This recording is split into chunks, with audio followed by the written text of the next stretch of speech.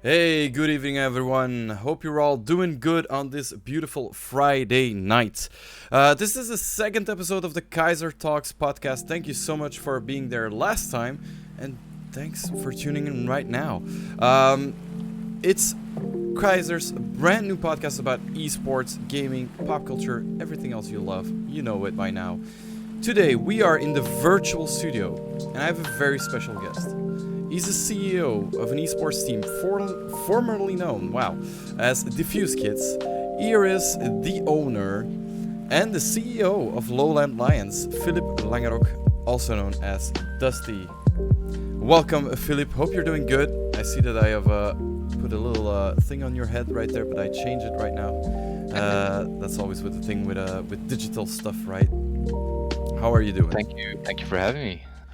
Good evening. Absolute pleasure. So tell us a little bit about yourself, Filip. For the people who might not know you, what is it you do exactly? We know LowLandLions, that's one thing.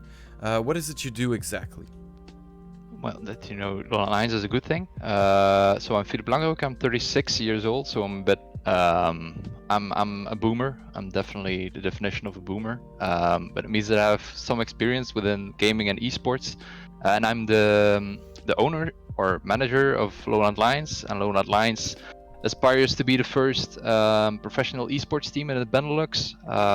And professional meaning that all the people involved, players and the staff, can actually make a living out of esports and the things they're doing for the organization, which is a goal that we've set to meet in the next couple of years, I think. But we still have a long way to go in the Benelux. So LowLandLions is an esports team. We have two esports games or teams in League of Legends and Counter-Strike. We have some staff for those teams. We also have a big Brawl Stars community, one of the the biggest in the Benelux and one of the bigger communities in the world, I think. And then we have a content team or a stream team, which is one of the bigger stream teams in the Benelux as well. So the idea is that we have sort of hardcore esports gaming with the two teams that we have in Counter-Strike and League of Legends, and we have the content creators that actually play more general games, more popular games, and not that Casual. really esports-like titles. Yeah.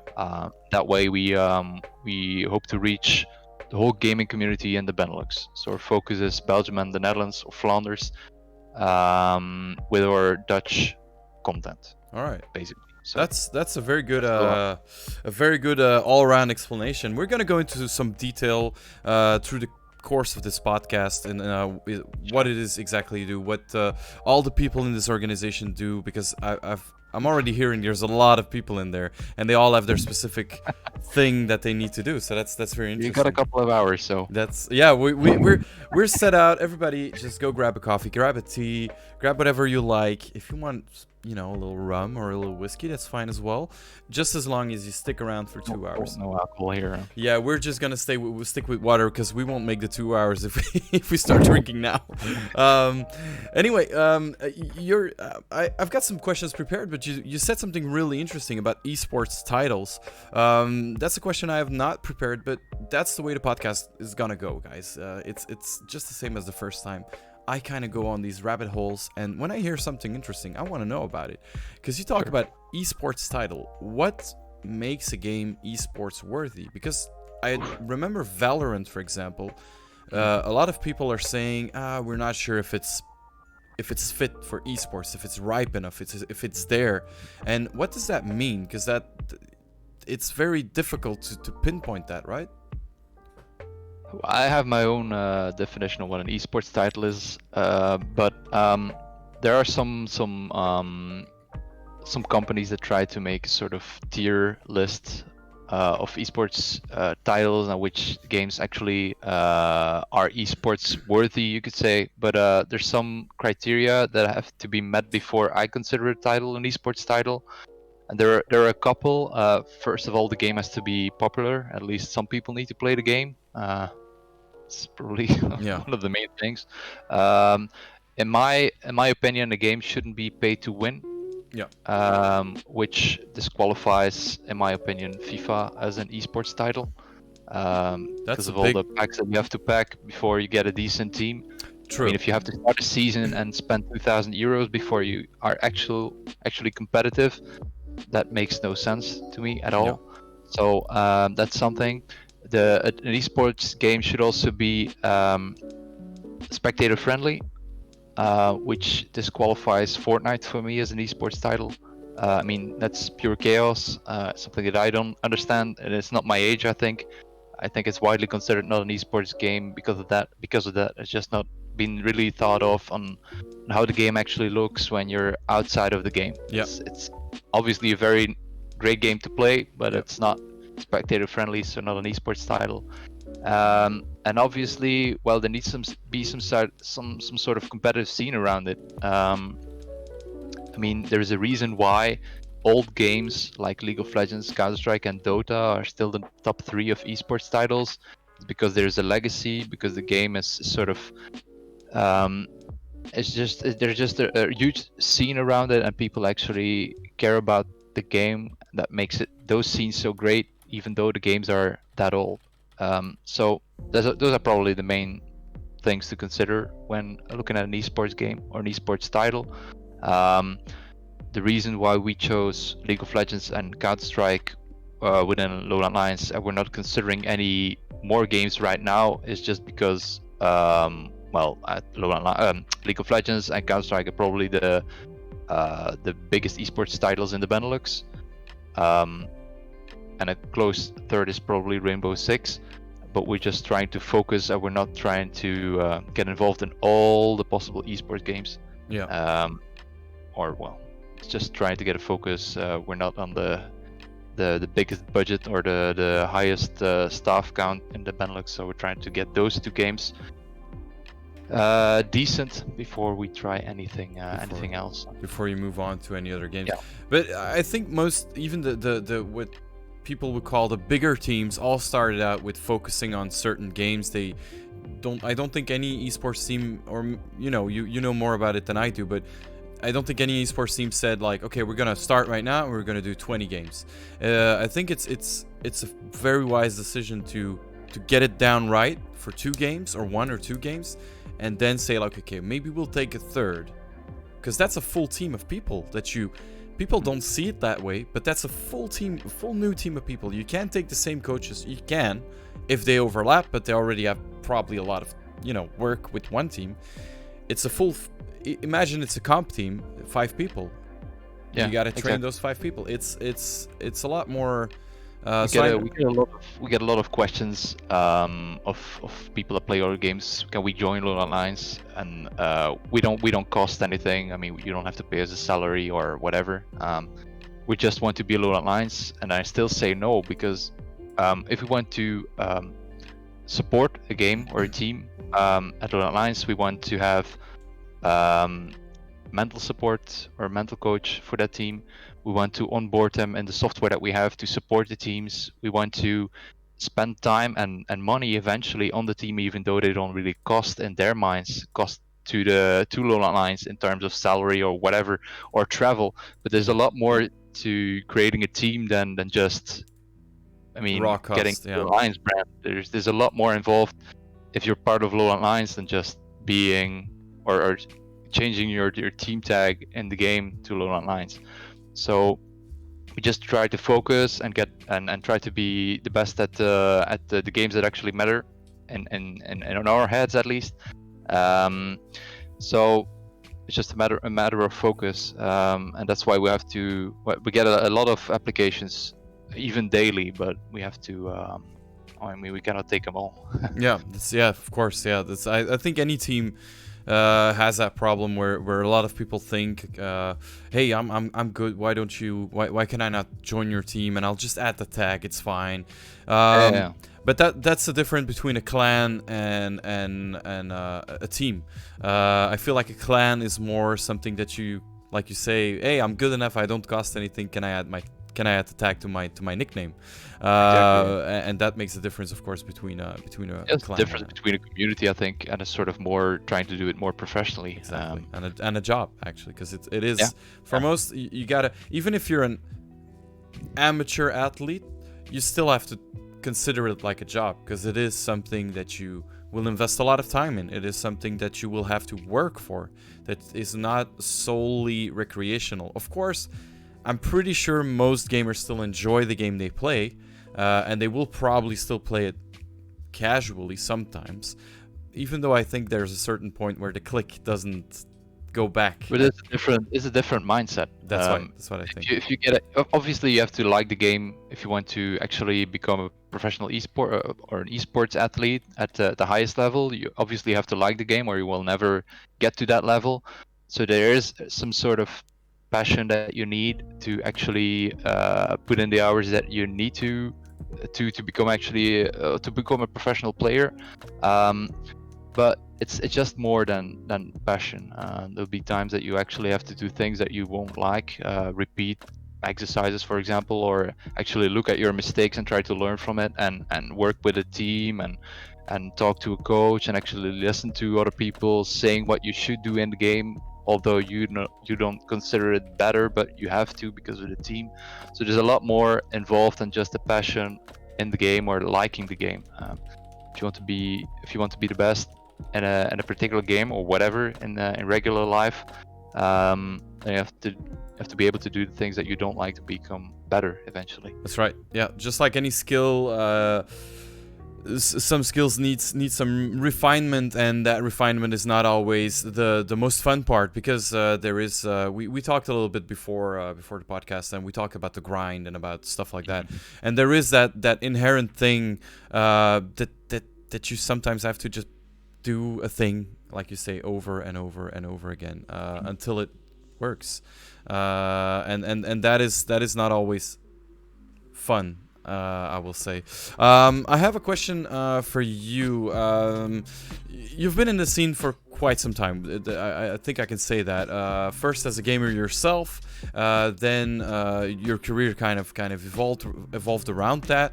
But you also have a very different business background. I did some digging around, of course. Can you tell us a bit about that, and what is there a bridge to what you do with what you do for LowLandLions, or is that completely separate? Two different things. It's definitely separate. So obviously everyone at LowLandLions wants to become a professional or full-time gamer or whatever stuff at what we're doing. But even I, as a CEO, am not. Well, I put in full-time hours in LowLandLions, but it's not my full-time job. So I have a full-time job next to LowLandLions, unfortunately. But that's actually what keeps LowLandLions going, is because, well, I have to work for a living as well, and after hours we'll make sure that LowLandLions keeps afloat. But does your day ever end, Dusty? Does your day ever end, Dusty? Because it sounds like I actually have two full times. That's so what I was thinking. Yeah, 2 times 40 hours in a week, probably. Wow. That is insane. Which is a lot, but it's a passion and a drive. As I said, the goal is to be the first professional esports team, and it will take some time to eventually get there. But I still believe that we'll eventually get there with the BeNeLux. There'll be more than just one team that actually can benefit, or at least be a professional team and actually support their players the way we should. But regarding the question, I used to study applied economics at Ghent University, and at that time I used to be a gamer, so I used to game a lot. So my grades weren't that great, but I used to game a lot, and at that time, after I graduated, I realized that I wasn't going to be the professional gamer that I aspired to be myself. So then I took up different roles within esports, which eventually ended up being the CEO of LowLandLions. But as an applied, after my studies, I decided that, well, IT was sort of my thing. So I became you could call a business analyst, which is sort of the business analyst is sort of does the translation between what people actually want their IT software, what you want their IT software to do, and actually translate it to the people that actually build it, so the programmers and the more technical guys. So I started as a business analyst, and right now I'm a sort of project lead for a certain project at a client.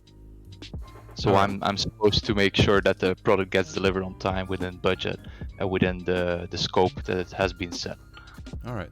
So that's, yeah, like you say, it's very different from what you do It's from a bit different. It's totally non-gaming related, but the skills that I use in day-to-day, say normal life or not esports life, is something that I use every day in LowLandLions as well. So there's obviously an overlap, but some overlap. it's yeah. And But it's not communications game related at all. communications is also probably one of those skills that you use in both areas. Yeah, well, as a business analyst, you should actually understand what people actually mean, because people sometimes don't really well, they ask you a question, but there's probably 3 questions behind it, or a reason behind why people ask that question. And on the other side, you have to translate that question to people that actually don't know what the other guy is talking about. So you have to actually understand both worlds and try to make a translation between those. And that's why there's that many vacancies for people or business analysts in general. Because that's, I mean, people, it's harder than you think. I mean, it's not just being sent one message from one people or one guy to another. It's actually understand as sort of trying to live in the world that the other guy is living in, and try to make sure that he understands what the other guy wants, which is harder than you think. It's like Liam Neeson would say, you need a very specific set of skills for that. Yeah, and sometimes people are well, it's sometimes the one guy asks you to do this, but it's actually not possible, so you have to make sure that everybody's happy from one side to another. So deception or people that are not happy is part of the job as well. All right.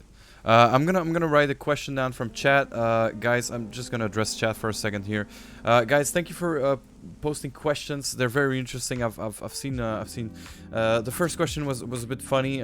Somebody asked if you said currywurst or frikadelle, I believe. Sure. I say frikandel. I don't say currywurst. Yeah, for sure. Currywurst. I've lived in Ghent for 10 years prior to where I live now, so I think you're from those areas as well. I'm from Ghent. Yeah, we don't say currywurst. That's not a thing. No, that's not a thing. Obviously a foreigner if you say currywurst. Yeah, it's not used in Ghent at all. No, not at all. I think in Belgium, just in general, not many say currywurst. Not sure. I don't hear that. For me, that's like the German sausage chopped in pieces. It's like the strangest thing. It's definitely different. For me it's different. By the way, guys, we have a giveaway of 500 lottery tickets for the Kayzr web shop. If you want to enter that, you can do so by typing Kayzr Talks. I think it's Kayzr Talks giveaway, all in one word. The mods were not eligible, but I just turned that on. So if you want to re-enter as a mod, just you can. So you guys are eligible as well. And well, that's it. Senpai, I saw your question. I'm gonna note it down because it's a very interesting one. Okay, Spaghetti, I got that question as well in my thing. So let's move on. I've got a very open question because I think there's a lot of people watching us that don't really know what esports is. So if you were to describe esports to someone who doesn't know anything about it, what would you say it is exactly? Is it... Can you explain that in one sentence, or is it a number of things? It's very hard to describe. I think esports is a group of sports which are actually games that are played competitively and have their own scene. So you could compare it to different kind of sports and their competitiveness. That's esports, I think. Yeah. So the thing is, esports has been sold or is sold to partners and sponsorships as just one package, but actually it's based on the different games that actually have sort of following and fans and competitiveness. So yeah, it's very hard to describe. I think it's just a set of games that are actually played competitive, which has their own scene and games, and that is esports. Yeah. You can relate it very much to sports, although there's no physical activity, you could say. but it's just competitive gaming. Yeah, it's quite a easy. bit, to me. I always explain it with the analogy with chess, because people kind of accept chess as to be a mind sport, and they kind of accept it to be competitive as well. And I tell them, well, chess also all happens in your head. It's the same thing with esports. Why wouldn't the game be a sport? Because it needs planning, it needs strategy, it needs thinking, it needs wit, it needs uh, even if you say, oh, there's no real physical thing to it, I think the milliseconds that an athlete can win by being in top shape as well will also help them win some games. So The that's thing what. with esports is, I mean, the thing with esports is the games are most of the times created to be esportsy. So they're created to be fun to look at, fun to play, and are actually created to be competitive. So esports is people like to compare esports to sports, but I think it's more of a entertainment sport. Yeah. I mean, sport, not physical activity, but believe me, and as you see esports games on the highest level, you won't see the the image that people have of gamers, which are really fat people Yeah. living in their basement. No, they're really athletes. I mean, Yeah. people at the highest level, they live in gaming houses, they eat healthy, they do their physical activity, which is needed to even end the game to get that extra millisecond of reaction time to do something within a game. So in that kind of sense, there is some physical activity, although it's just with the hands and with the eye-hand coordination.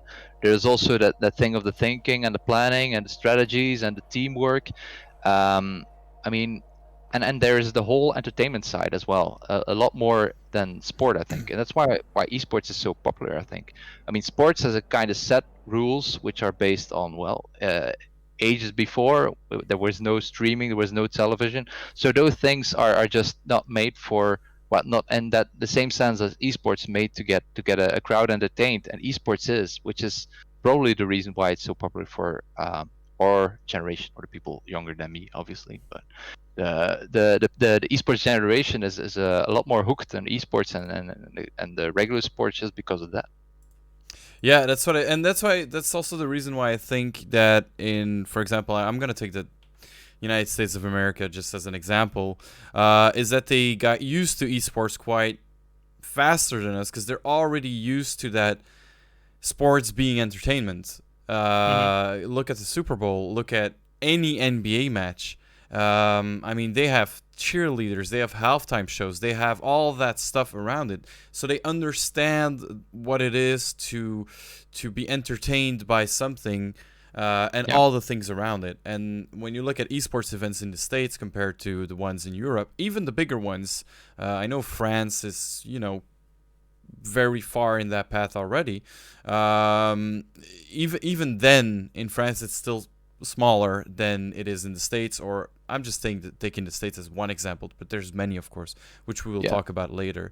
Um, But but this but is the reason why in the States is big. It's obviously they're used to getting sports and entertainment in one show, obviously, but also all the bigger sports within the States, like the rugby or the American football and all the I forgot the name. Well, the soccer teams and even the MLB, the baseball league. yeah, If you look at the fans that they actually reach, that's very old people. Basically, they don't reach the younger generation.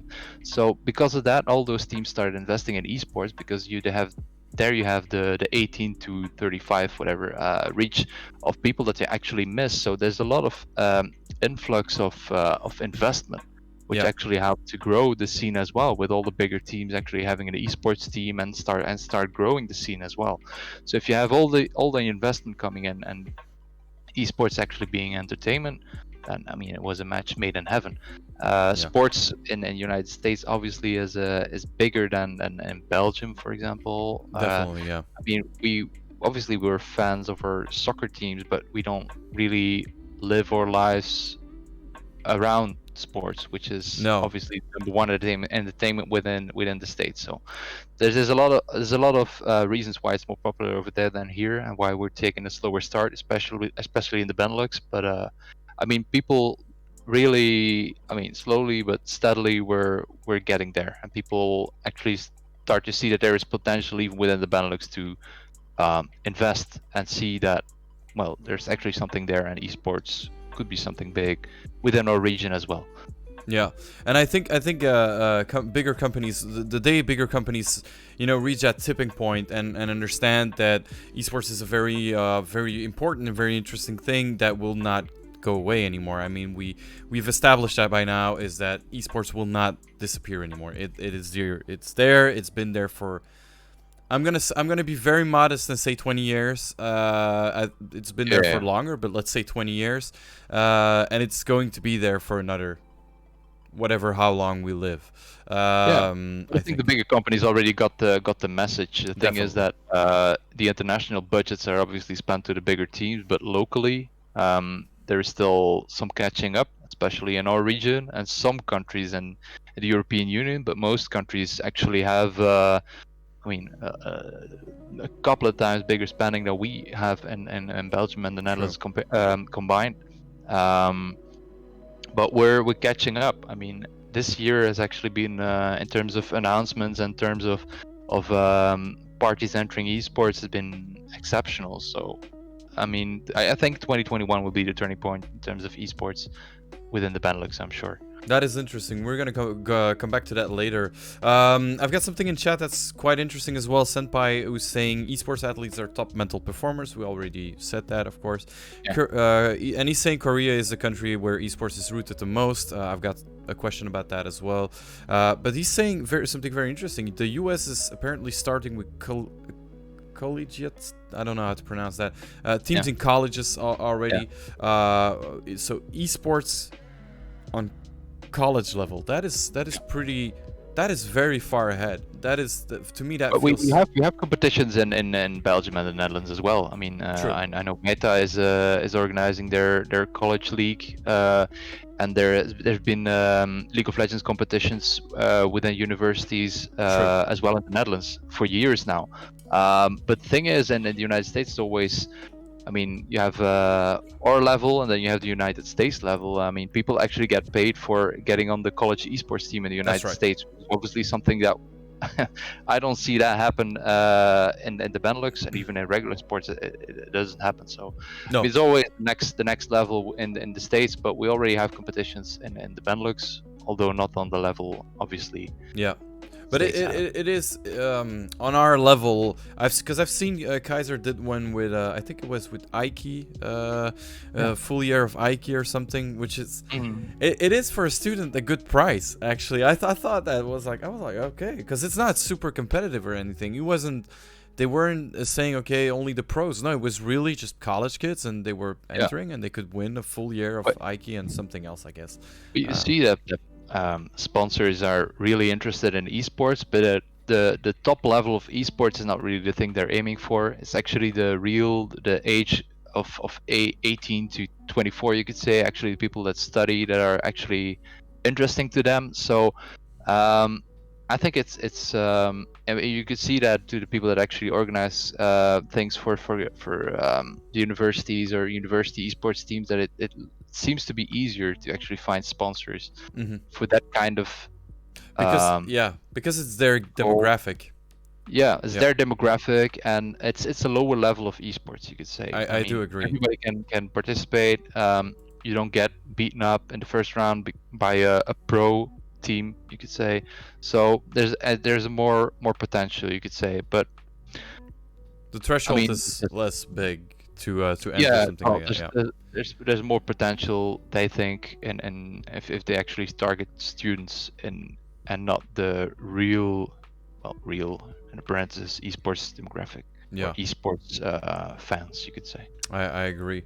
I'm gonna ask some questions about you as the managing director of LowLandLions, and why not start with, you've already described your role in the organization, but what is it you do? Take us through one day as the director of LowLandLions. What do you do? As I said, it's full time, so we you know, the thing, you could really, I think you could compare it to a sort of manager of a soccer team, I think, or any sports team. So you have your teams that actually play the players. You have your staff, your coaching staff, your mental coaches. You have your staff that does the social media and your content, and then you have your content creators. So those are all the people that we that I have to talk on a regular basis with. And it's just managing everything. I mean, you have to make sure that the players compete. So what do they need to actually compete? Do they have to be prepared for a certain match? Do they need to be prepared by their coaches? Is there any feedback regarding the teams or the coaches? I mean, there's not really a set day or a set schedule for every day. It just happens. You know that things that the people need to perform, that your content creators need to be happy and actually get results that they want, and you just have to make sure that that flow keeps on going. And obviously during that road, things happen. Players are not performing because of certain reasons. Then you start making sure that in whatever capacity you can, you start to make them feel better or start performing again. Content creators need something of you, or content creators want to do something or create something, and then you have to make sure that that happens. Sometimes you have to recruit a new team, new players, make sure they can enter a certain competition. I mean, there's a lot of things that happens during the day. And I suppose it also depends on the wave that gets, you know, that kind of comes to you. Like I kind of see it. There's not a fixed schedule. Just I mean, ride the wave. I mean, this season in LowLandLions League of Legends, we had the worst season in the last 6 seasons, I think. Basically we won everything the last couple of years, you could say, and this season we ended 5th in the competition, which is something that didn't happen with me before. Even all the time we did League of Legends with DikkeSvekke and LowLandLions, so that's something that we have to deal with, and that's something new for me. So that's something that we have to deal with right now. And that's probably the biggest thing that's on my mind right now. I mean, we're talking partnerships as well. So getting sponsorships or sponsors on board and getting new partnerships is something that I'm working on right now. And I mean, every single small thing that just happens that needs to be solved is something that we're working on. So, I mean, maybe it doesn't sound that much, but believe me, it's a second full-time next to the full-time that I already have. It does sound that much. It's managing 30 people, so it's a lot of people. That's a lot of people, and just working with a big amount of people. In my own job, I work with a lot of people as well, and people don't realize that. But even when you have like 5-6 people to manage, even from then, it's a lot. It's a lot of work because there's 5-6, or in your case, 30 individuals that have their own ideas, that have their own thoughts, that have their own things, that they all have questions, and it all comes back to you to kind of delegate and just redirect everything. I'm blessed to have staff that actually manages a lot of things for me. If not, I used to, I think at a few skits times I used to do everything. I mean, in terms of managing teams, players, licenses, I used to do everything. Which is really, I think, 5 times if I had to do it now, I probably had to take 5 more or 5 times the time that I am doing right now in LowLandLions. So I have a great staff that actually knows what they're doing and taking a lot of work away from me. But still, if there is something happening that needs to be fixed and they cannot fix it, it ends up with me, and then I have to make sure that it gets resolved. Yeah, I mean that's the problem solver. That's how the real world works as well. So true, that's right. You were talking about DikkeSvekke. You dropped that name a second there. So we know that LowLandLions used to be called DikkeSvekke in reference to diffusing in CS:GO and R6. But what was the deciding factor to change back to LowLandLions? If I get the timeline correct, you changed back to LowLandLions. Yeah. Well, DikkeSvekke started I don't know, back in 2003. So actually, DiffuseKit started first. I wasn't managing anything back there. I actually wrote news articles for DiffuseKits back then. But DiffuseKits quit because of the lack of commitment and people actually having the perspective of getting a professional career. And DiffuseKits sort of rolled into LowlandLions in 2007, I think.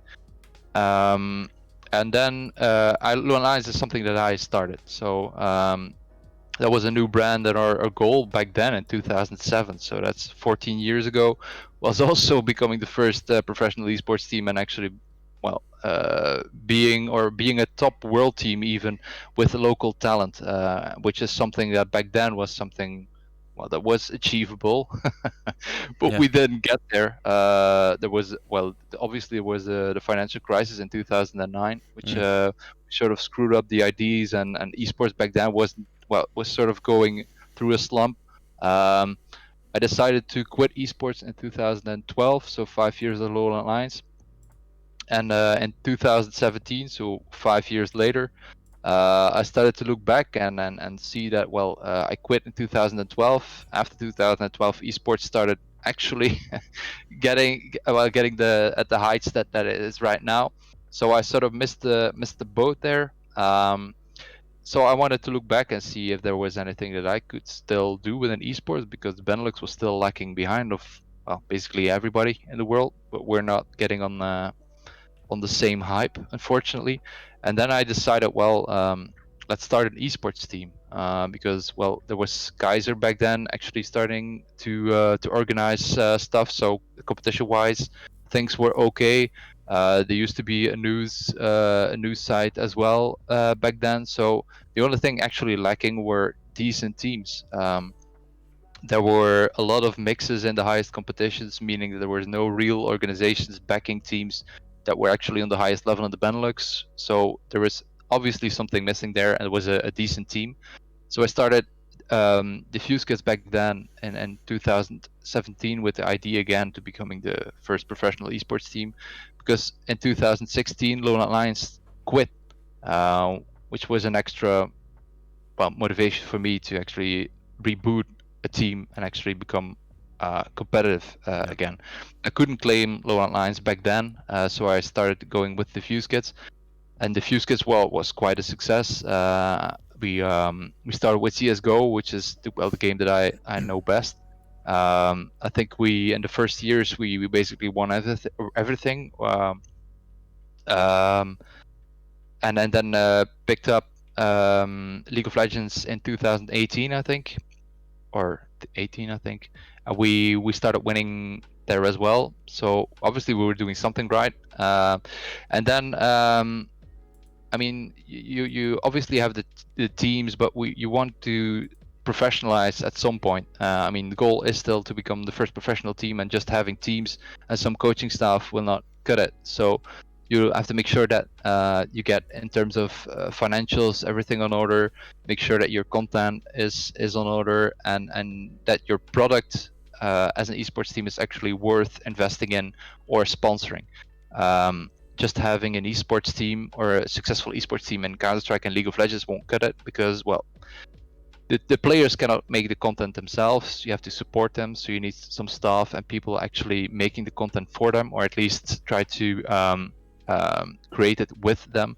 And then, well, we also have that content creation part or team, and we have a Brawl Stars community. So those are steps that we had to take to, in our minds, to create a better product than just the two DiffuseKits teams that we had at the time. But after we took all those steps, we realized, after talking to a lot of potential partners and sponsors, that the name DiffuseKits was not professional. I mean, DiffuseKits, we had one partner, one potential partner, that said, well, we like your product and your figures are really nice compared to everything that we saw before, but the name that you have is something that we cannot support, because if you type our name and DiffuseKits in Google, you probably see explosions, and that's something that we don't like. So diffuse kits reminds us of terrorism and bombs, and that's something that we cannot support. So that's the trigger that at the end of 2019 set us on the road of rebranding or changing something. And back then I had the opportunity to actually reclaim LowlandLions, which obviously was the choice that that we had to take. There was no other option of merging with other teams or something. So we started to rebrand in May last year to LowlandLions, which is obviously comes with a sort of legacy. People knew diffuse kits, and we knew we were successful, but compared to LowlandLions was probably still more successful than diffuse kits ever was, because back in the day they had a lot of international success. It was obviously easier to have international success back then because the scene wasn't that professional. But still, there's a lot of legacy coming with LowlandLions. So our idea is to try to at least achieve the same success that LowlandLions had back in the day with the teams that we have right now. But it's still a long road ahead. And to elevate everything, elevate the level in general. To reach the success that LowlandLions had back in the day, we'll probably have to be a sub team in Europe in League of Legends and Counter-Strike. But that right now that comes with a huge cost and a huge budget, which we don't have. So it's kind of aiming for the stars, and let's see where we end eventually. That's interesting, because I do think we but we're gonna talk about that in a few. I do think we are on a tipping point. We already said that quite a few times, but I think we need to talk about that a little bit later. I have a bit of a trivial question in between. Why the name LowlandLions? Who came up with it? Why a lion? Why not Lowland chickens, or you know what I mean? Why the lions? The thing is, in the Netherlands, the flag or the national flag or the icon is a lion. So in Belgium as well, and in Flanders as well. So lion was an obvious choice, and Lowlands, the Lage Landen. So was just an LLL, LowlandLions. Oh yeah, sounds. It made sense. Good. So true. That's the idea behind it. But it has a good ring to it. Yeah, it's just like not that special at all.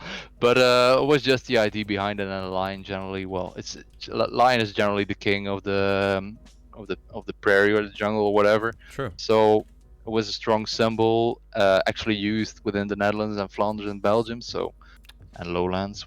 It covers basically what we're doing and what the idea behind LowlandLions is. I also think a good name is important, so I totally follow you on the diffuse kits thing. I understand completely what your reasoning is there. Even from a commercial point of view, if I may say so, all those very famous teams, Fnatic, Team Liquid, OG, Evil Geniuses, they all have a ring. LowlandLions has that ring as well. Diffuse kits, I understand what you mean. There's less commercial appeal to it because it has kits in it and it has diffuse in it. So I totally understand. Those are not two really hot words, I would say. Why would you take kids? Why would you consider kids to be professional? That was actually one of the things that people said to us. Why would we sponsor kids? That's not our goal. That's probably too young of an age. But then you have to explain, well, no, we're not kids. We're actually people of the people that you're looking for. But I mean, if you have to explain the name and then try to talk your way out of issues because of the name, then probably your cause is lost already. And like you say, you already have to talk your way out of something, and you don't want to be doing that when you're.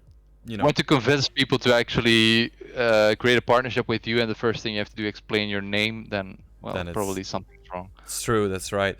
We were talking about Korea earlier, and Korea is almost memified as being StarCraft heaven. What do you feel Belgium's or the Netherlands' biggest talents are in esports? Are there any games or skills in particular that the Lowlands have that other countries don't? I think in terms of I think in terms of talent, we probably are really great in League of Legends. There's a lot of people that used to be successful, especially in the Netherlands, in the day that were achieved really high and at the highest level in League of Legends, but in Belgium as well. And I think we had a kind of a slump in the last 5 years, maybe in terms of talent, but in the last year or so, you see a lot of Dutch and Belgian talent actually rise again to the highest level of League of Legends. Even people that used to play for Diffuse Kids and LowLandLions are actually playing on the highest level right now. Yeah. With Kaz being an assistant coach and Mad Lions, Aloys being part of the SK Gaming team or their academy roster. Wow. A lot of people actually going abroad. Hades or Jungler or last of 2 seasons ago is actually playing the semi-final in Spain, for example. I can actually qualify for EUM, the highest possible competition in Europe right now for that level. So there is a lot of talents actually going back to the highest level because of the professionalism that teams within the BeNeLux actually start to show.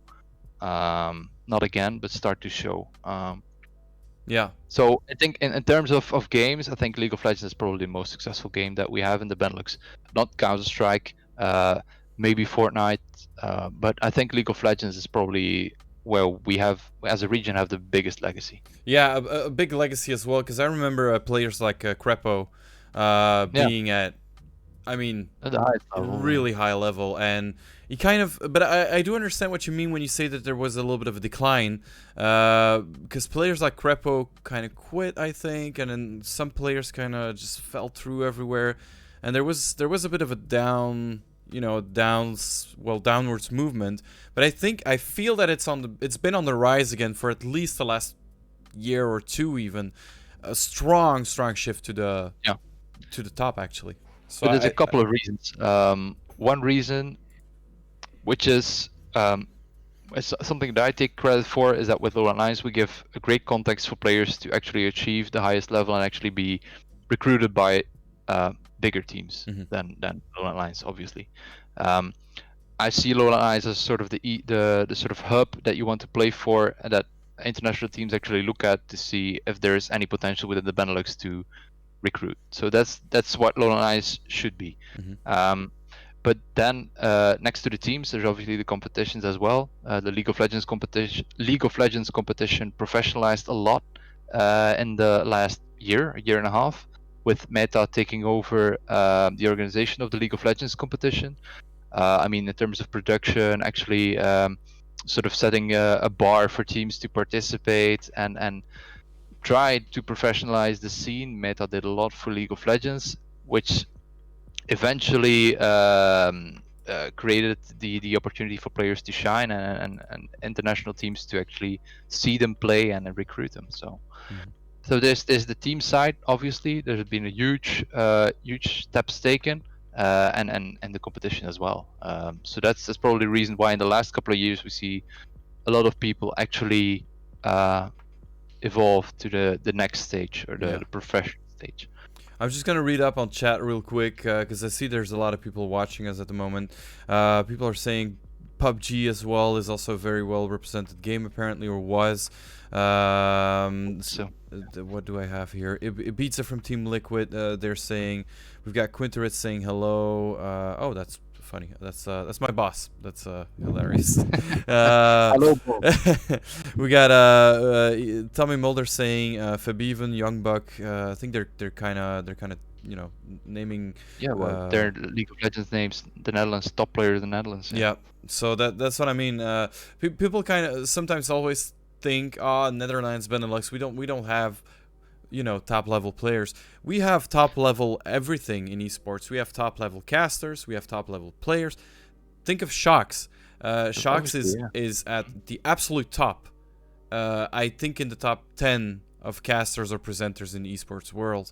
I would even say maybe top 5. But that's probably more. Yeah, probably more. But the thing is, with all those the names that you just mentioned, all those people had to make it for themselves. They did not have a structure behind them. They did not have a team or a lower level of competition behind them to actually make it to the top. Young Buck used to play for LowLandLions. back in the day, they didn't have a Dutch or Belgian league, a League of Legends, to actually have a stage for the international players to recruit them.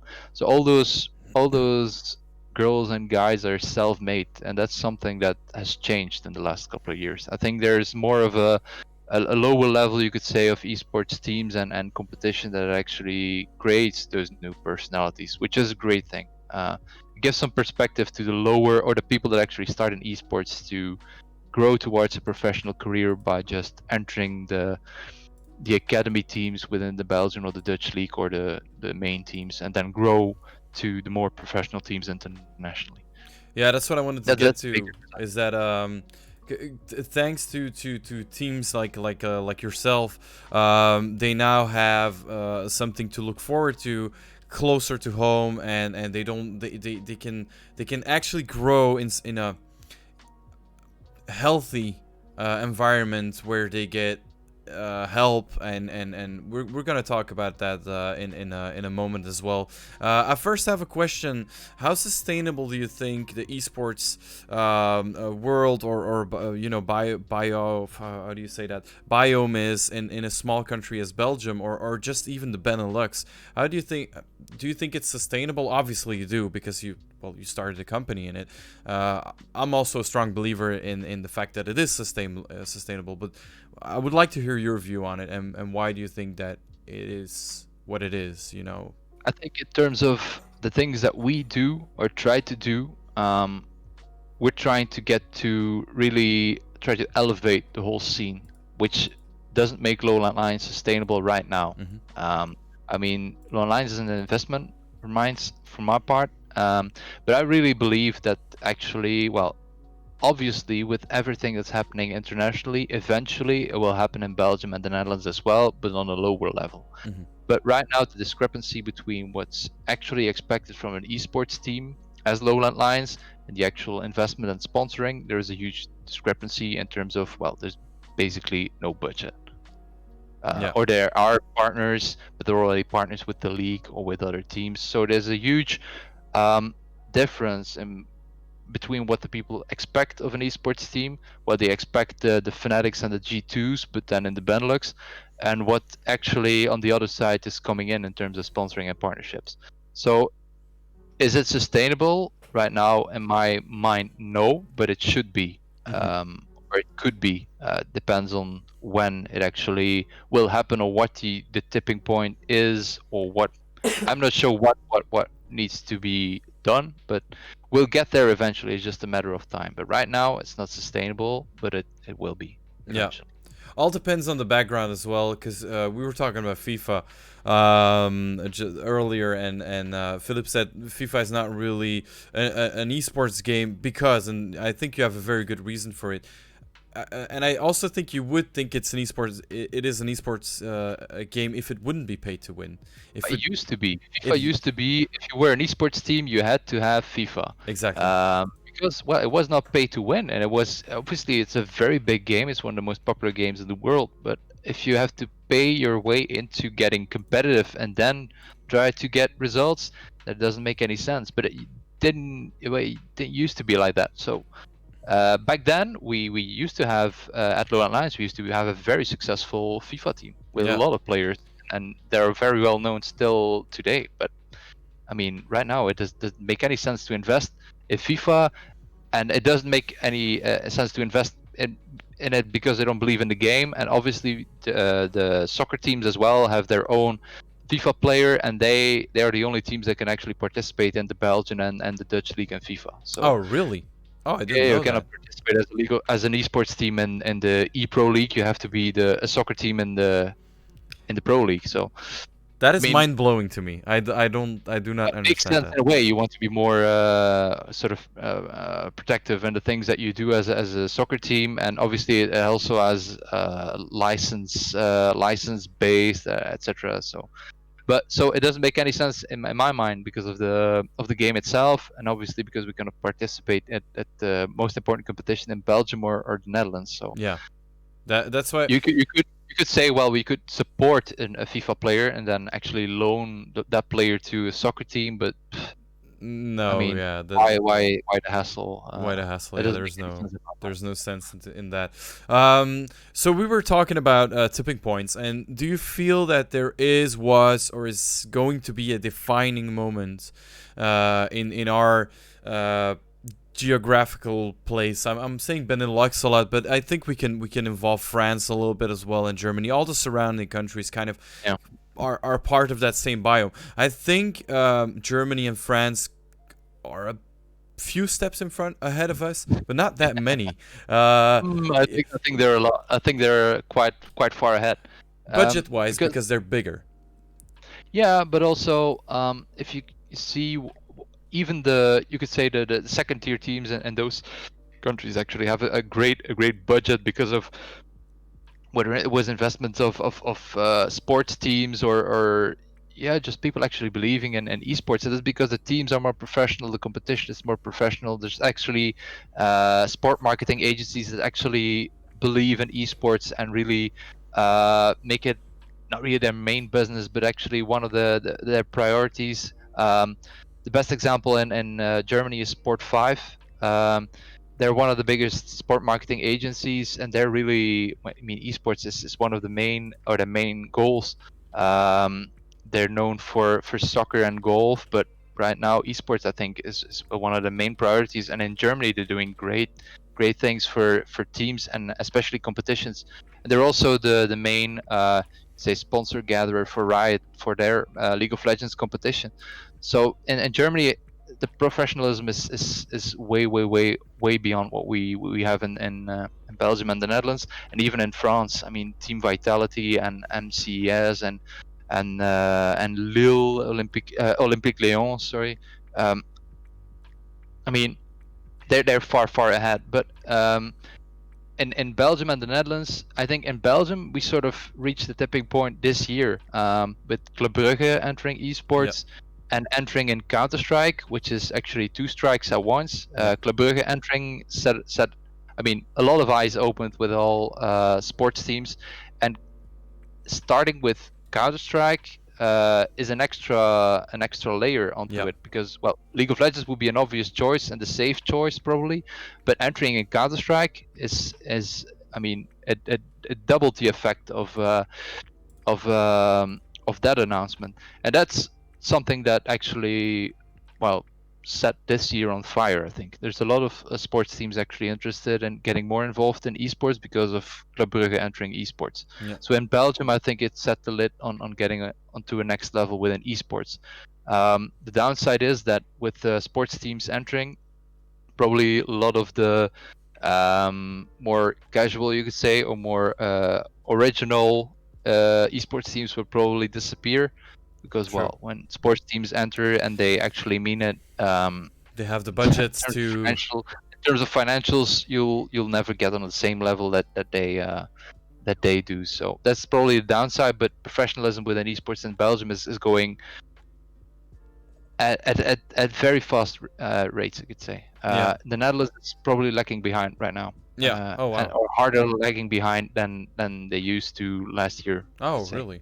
Because I know that, for example, in Berlin, I think it's Fnatic's game houses in Berlin. I might be wrong. Or all the teams have a game house in Berlin. All have a game house. Wow. They all have a gaming house there. Yeah. That is insane. So that's something that we still, I mean, in the BeNeLux we don't have a gaming house. Yeah, I was wondering about that. Is there like a gaming house or because I know they were talking about a few years ago there was a school talking about, oh, we are going to start a gaming course and we are going to, but I don't think that ever happened even. PXL has sort of a cabin. Yeah, but is it a house?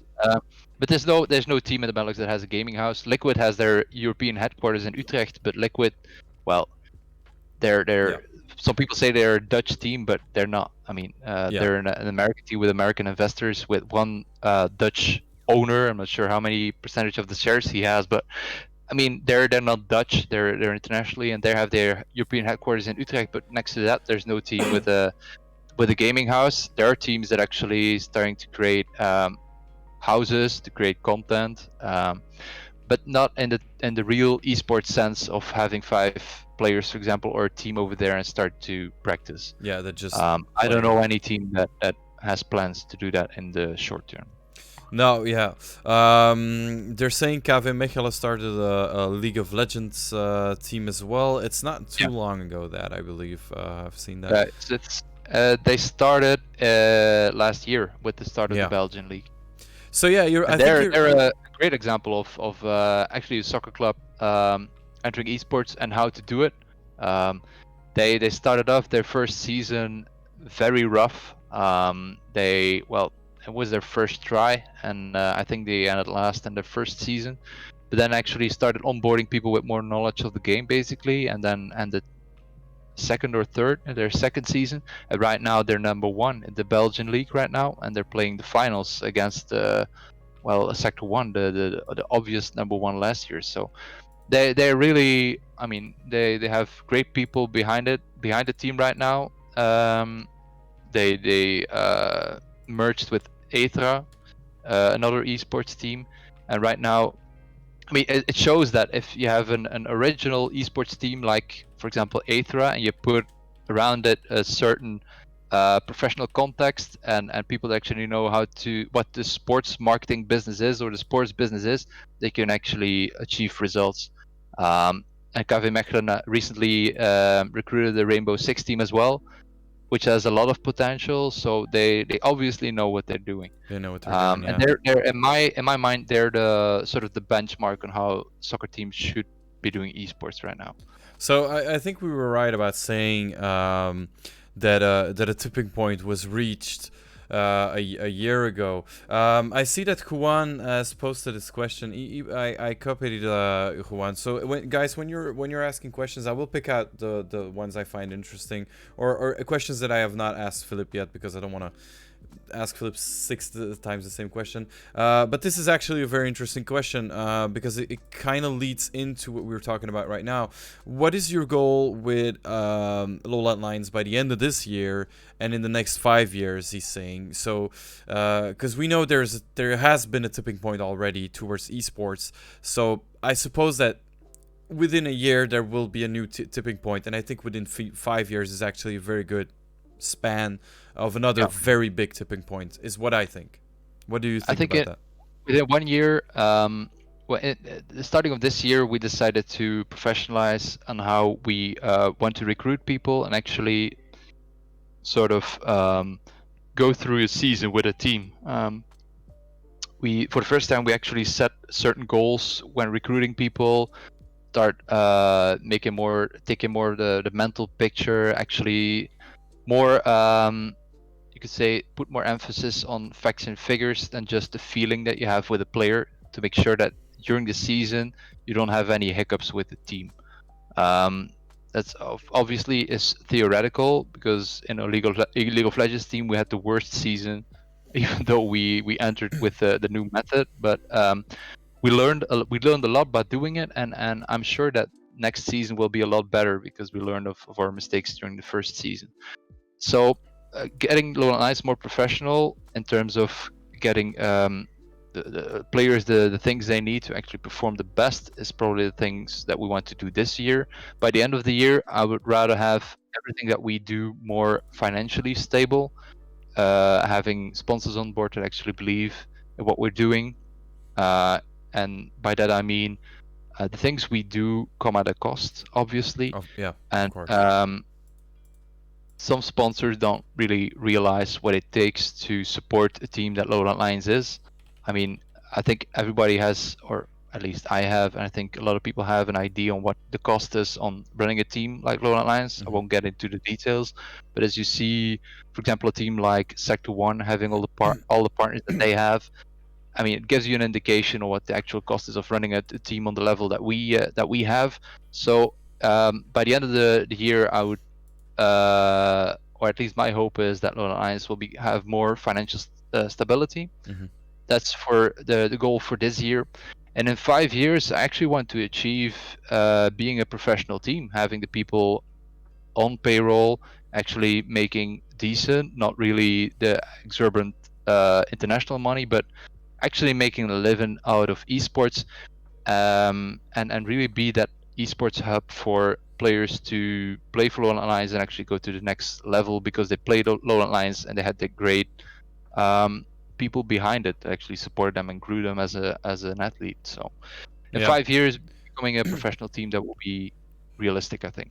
Without getting into the numbers, let's repeat that, because I think a lot of sponsors and just people in general need to hear it every day. How many people is it exactly that you work with just on LowlandLions? 30, and 30 we don't have that many staff. I mean, Right. there's a lot of there's teams actually bragging on how many people they have on their staff, but I'm trying to manage it in a decent way and trying to keep it very short lines of communication and trying to keep the people limited, because well, I have to manage it and make sure that it sticks together, and that's very challenging. I used to do it with 5 players and one staff member and one coach. So it used to be a lot less, but I mean, it's not manageable on the, if you want to do it on a decent level. But 30 is a lot of people. Yeah.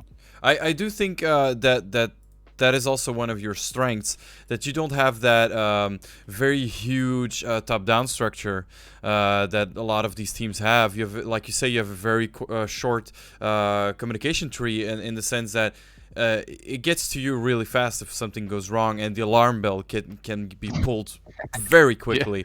And that is very good, because I think a lot of these teams kind of struggle with that internal communication. I don't think they once they reach that in between level, if you understand what I mean, they don't really know how to manage that. Of course, we're not talking about teams like Fnatic, like you say, that have a player house, and I'm not pretending that I have the truth in hand, that I'm doing things perfectly. I'm sure I don't, and I'm not doing this. I mean, if I had the time and I would actually spend 2 full times just and doing LowlandLions, then probably things would have been a lot better, or we would be doing things a lot better. I mean, but that's just reality. So I think right now we're doing the things the best we can. There are obviously things that we want to change and do better, but sometimes, I mean, in terms of budget, in terms of time, and in terms of not having the resources, it's always a matter of choice. We don't have the big investor behind us that actually gives us the certainty of let's say 2 years of financial stability. independency, and actually making sure that we can invest into a full content team and a gaming house, and actually pay the players what they actually should be paid for. I mean, we don't have that, so we have a very small staff. We're just trying to do the best with the things that we have. So that's the main thing that we want to achieve this year, is actually convince partners that things that we do come at a cost and are actually worth investing in, and actually make sense. Yep. So that's our main goal by the end of the year, to make sure that we get partners on board like that. That's a very, I think that's a very how do you say that, a very reachable goal, since you guys have the influence already, and brands are now understanding what influence is, and they are now investing in influence as well. Which the thing is, it's very hard to well, obviously over the years there's also a reason why the BeNeLux is lagging behind. Is because a lot of people actually sold Castle in the Sky to a lot of partners, and actually promised, well, we are the next Fnatic in the BeNeLux, for example. Well, those stories don't really go far. They don't end well. People actually invest money in that, and then things just fell apart very quickly, or people just disappeared. I mean, it happened a lot in the Benelux, and it still happens today, unfortunately. So we have to make sure that everything that we do is super clear, and every figure that we make is reported in every single angle that is possibly or is possible in every single way. So we have to sort of fight back all the shit that happened in the last couple of years, which makes the struggle even harder. But I mean, if that is what it takes, then I mean, we just have to go through it. But you see that actually people start to realize that they have to invest in esports, that we are a partner to to consider, at least, because obviously there are a lot of facets on esports. You have the competitions, the news, the influencers, the teams. So we have to make sure that our product stands out. And maybe the thing that we're not so good at is actually selling who we are. Maybe we're too honest in what we're doing, and we're not selling a project of how it could be. We're selling who we are and what we're doing right now. We'll sell what we'll do in the future, but we're selling what we have right now because we know that what we have we can actually promise. You can actually do. Of course, I think A lot of other people just sell a story that what could be, not but what on is. like we just discussed on the I've been in the well, I've told you what my job, what my real job is, and I've been in that budget world for a very long time, as well, as you can imagine. And I think on the long line, being honest is always the best strategy, because, like you say, selling a castle in the sky bites back in your ass very quickly. The thing is, it bites back in your ass, but it bites back in everybody's ass who will ever be asking budget for the same cause that you were. Exactly. But yeah, well, those people get rooted out eventually. Thing is, it takes time. It takes time. And I mean, we're getting there. There's more budget for esports getting into the scene. Obviously, if you look at all the partners that are actually investing into the League of Legends competitions right now, there's a lot of big names in there. Sector 1 used to be is very successful in getting big names attached to their brand. So obviously there is budget. It's just getting or reaching those partners and actually convincing them of our project, which is something that we're working on very hard and will succeed. Definitely. So, I do think so as well, because your stream team is also very present, and they have a lot of influence as well. They also have legacy. Without just naming a few, there's an Espa in there. I mean, that is someone that, at least in Flanders has quite a bit of a legacy.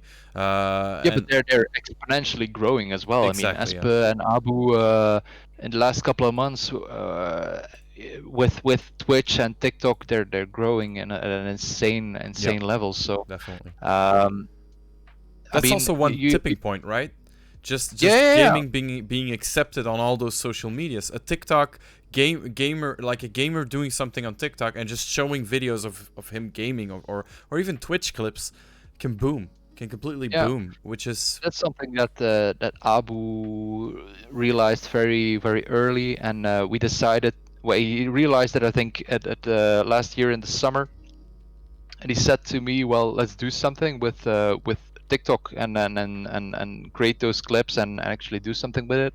So with LowLandLions, we were posting one video every day, and he does it as well, and now everybody does it. And it's very successful because, well, I don't know, it's just how TikTok works. If it works, it works, and if you can make it happen, or make all those people actually go to your Twitch live stream, I mean, then it's a great success. And I think Abu started it, and Espa right now, his figures are just going through the roof. True. I mean, they're very successful, and I'm very, very happy for them, because they've been around for a very long time. Been streaming for a very long time, with maybe 5 to 10 viewers at the beginning for a couple of years, and right now they're achieving the things that they want to achieve. And I think they're really going ways that nobody has ever gone in terms of streaming in Belgium.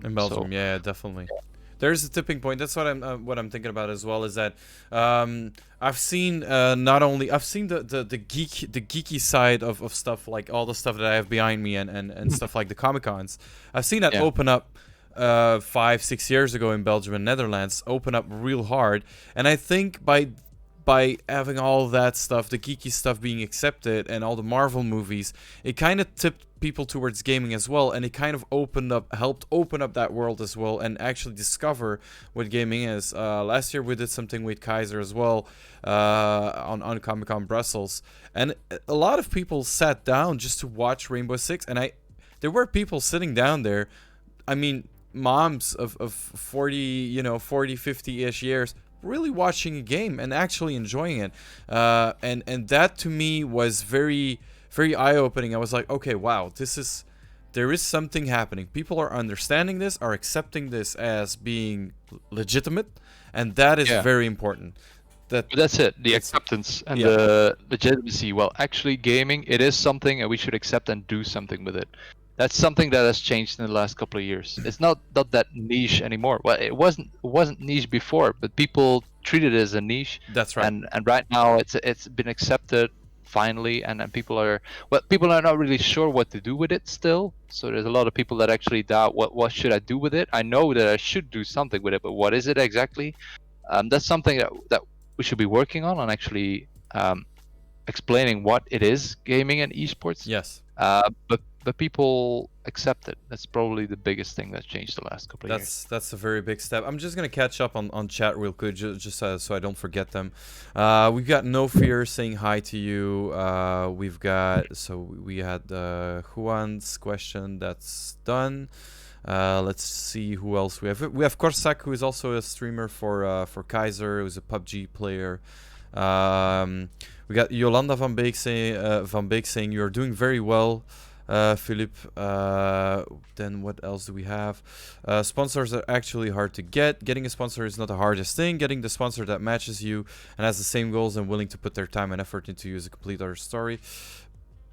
I semi-agree with that. Yeah, I agree. Towards at some level I agree. I mean, obviously as LowLandLions you won't be working with any brand that contacts you in terms of what they with obviously some brands that you don't want to work with because of the message that they send out to the world, but most of the times it's just people not realizing what actually the value is of what your product is. And then they just, well, here you have 5 keyboards who want to be your head sponsor. Well, obviously you don't realize what actually we offer you as a team. So most of the time it's just a discrepancy on that on that side of business and not really the message. But it's also something that we consider when talking to or not talking to certain parties. Yeah, certain partners. Korsak continues by saying, being from BeNeLux, it's a harder start as well. When you look at Nordic countries, for example, well, Nordic countries are, to me, Netherlands already, so I'm not sure if I agree with this, but they're way ahead of us in terms of investor, even general interest. General interest, I also not per se agree. I think there is a very healthy general interest in Belgium, so I don't really necessarily agree with it. I don't think it's the interest. The thing is, in Belgium and the Netherlands, there never was a local competition or local teams to look up to. True. If you're a Dutch CS:GO player, you probably won't be fan of LowLandLions, but you'll be fan of Chris J, who used to play for Mouse Sports. Yeah. If you're a Walloon CS:GO player, probably Scream was your go-to player, and he never played for a Belgian team or never played for LowLandLions. So the thing is, the offering regionally was never there. So there's a lot of interest in esports. That's not the issue. The thing is, there was no product or no team or no competition to actually root for or worth your time as an esports fan, and that's changing. And that's the reason why more partners are getting on board, why the competitions are better and more professional, why the teams are getting better. But the interest is there. I mean, we're not different from the world out there. So. Yeah, that's right. Blue Moon has an interesting question, to which I have my little idea about it as well, but I think you will have a very good response to this. Would you say that the byproduct of the late professionalization of esports in the BeNeLux is also that it might be hard to get or find proper supporting staff?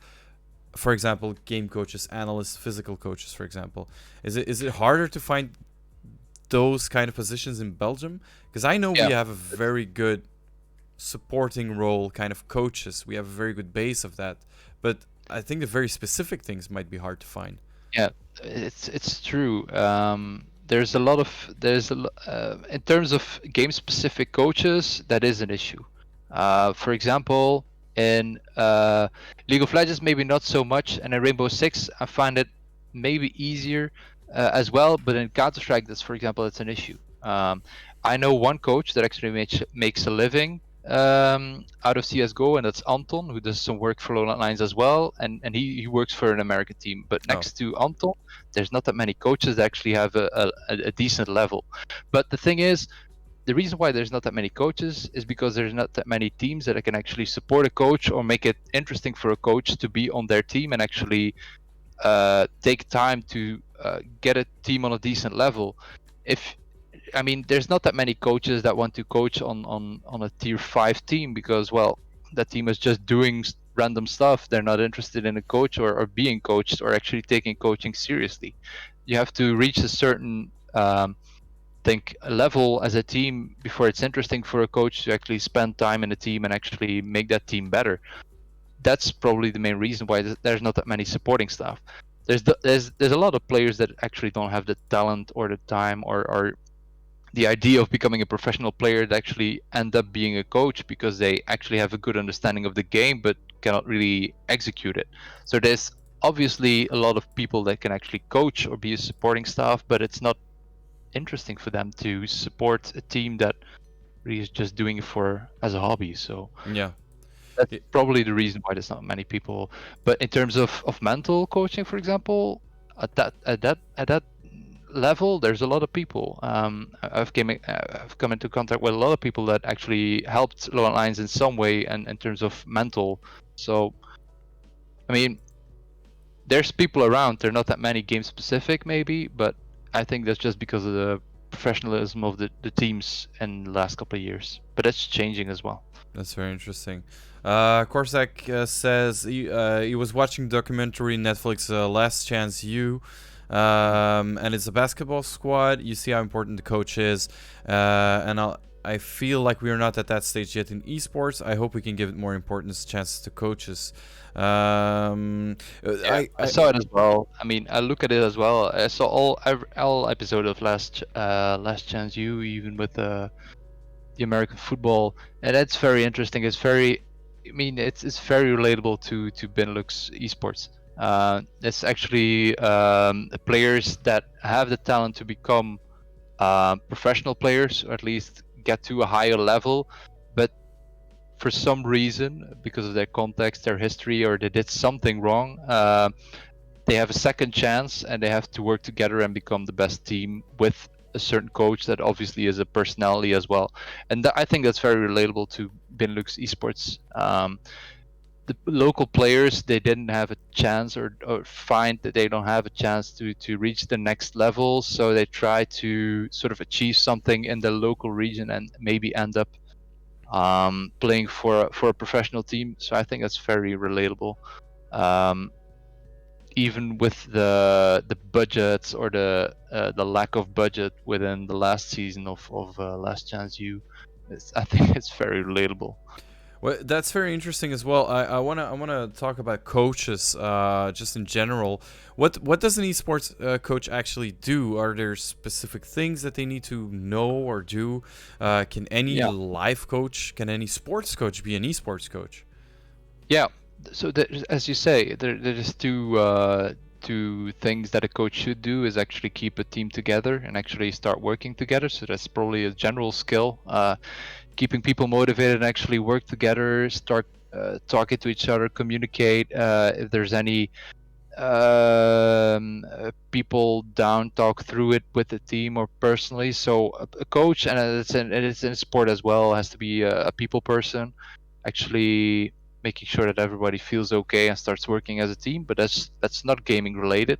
But then the second part is being game specific very well.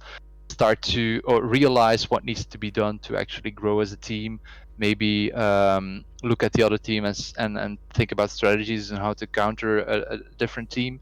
So there's the people part and there's the game part. And some coaches are very good at the game part, and some coaches are really good at the people part. At LowLandLions, we try to sort of split the role. So we have a game specific coach. And then we have a sort of mental coach or coach that tries to build the team next to that coach. So because we cannot expect from coaches or local coaches to be a perfect coach themselves, because most of the times they haven't got the experience, or they're just starting their esports career as well. So we want to make sure that everybody or the coach gets the best support, or the same support as the team has. So Yeah, makes sense. even the coach has a mental coach. Yeah. Or the coach has coaching and how to become a better coach. But does the mental coach have also a mental coach? That's the question. No, the mental coach Or is that overcoaching? no, he's the end boss. No boss behind the end boss. I don't know. The thing is, every player that we have obviously is not the best player and at the game they play because of their mechanics, so game-wise and also person-wise. A lot of the players we have are young. They obviously have talent, or they wouldn't be playing for LowLandLions. But there's a lot of work in game and also out game. So we have to support them in every way that we can. In our League of Legends team, we have a coach that used to coach at the highest level. So we know that mechanically and in-game wise, we have probably the best coach that you could have in the BeNeLux. And next to that, we have our mental coach that actually wants to grow those players into becoming a better teammate. So coaching is it's a niche on its own. And there's not that many BeNeLux coaches because of, well, as we said, there didn't have to be, or there used to be that many professional teams. So because you guys we're working on it. You guys have quite a famous head coach for League of Legends, right? Jeeves is pretty high end. How did that come to happen? Well, Jeeves used to coach us 3 seasons ago. I'm not sure how it happened, how we came in contact, but I think back in the day he just wanted to rebounds from time off. So then he saw our local region as a stepping stone, which ended up great. He ended up at a German team the season next. But this season or this year, he decided, well, I think it's time to actually grow our local scene into something more mature. And LowLandLions was an obvious choice because, well, we had an experience together, and at the same time we had the plans to become more professional in the way on how we coach players and building the whole structure around it. So Jeeves was an obvious choice as a League of Legends coach when we had the opportunity, and together with Next Level Esports and Donny, I think I'm sure that by far we have the best structure for League of Legends and Counter-Strike players to play for. I think we did a great job as LowLandLions when it's only up to the players to be the best they can be. The best version I think of everything themselves. we provide them is top notch and is probably the best in the BeNeLux.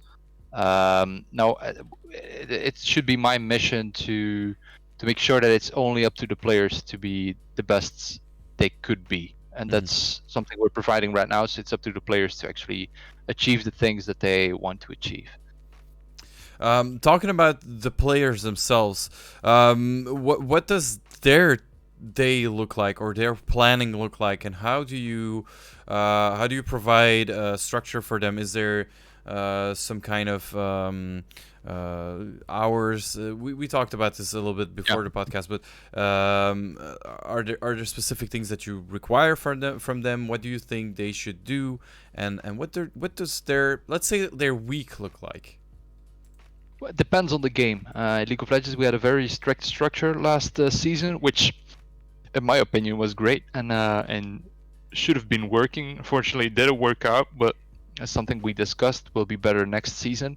So in League of Legends, we had a couple of days where people actually had to play or scrim or practice, but then weekly, the player had to talk to the mental coach. There was one I think a 2-hour session with the mental coach and the coach and the team together to start of doing exercises and becoming a better team. The coach had his session with the mental coach as well, and then obviously you have a 1 day in a week or an evening with an official game. and League of Legends. So in terms of hours, I think the League of Legends team had a very strict schedule with probably, I would say, 40 hours of esports at least, uh, at as a team. Next to those 40 hours, most of the times you play the solo queue as well, and you work on your own skills. But at least 40 hours with the team, which is quite a lot. So we selected the players based on obviously skill, but also on what their profile looks like in terms of how they communicate with people, what is their personality look like, and is that personality something that we want in LowLandLions? So that's how we selected the people, but also in terms of what their ambition is. If you pretend to be the best player in the Netherlands with an ambition to become an international and a professional esports player, and you only play 10 hours a week, then probably you've been lying to us, or you're an extreme talent, or something is wrong at least. So everybody needs to have the right mindset and set the correct goals, and then we can sort of create an estimation on what needs to be done to reach that goal. And based on that, we start to plan the week of the team. So that's basically how it works in League of Legends. In Counter-Strike, it works a bit of the same way, but we don't have the experienced coach there. We have a new coach that we try to start to build up really. He's a beginner coach, so we don't have the strict schedule as the League of Legends team, and that Counter-Strike team also doesn't really have the time right now to actually spend the same amount of hours as the League of Legends team does, because some people actually study or work. They're not professional players, so after hours they really have to practice and then do the things they have to do.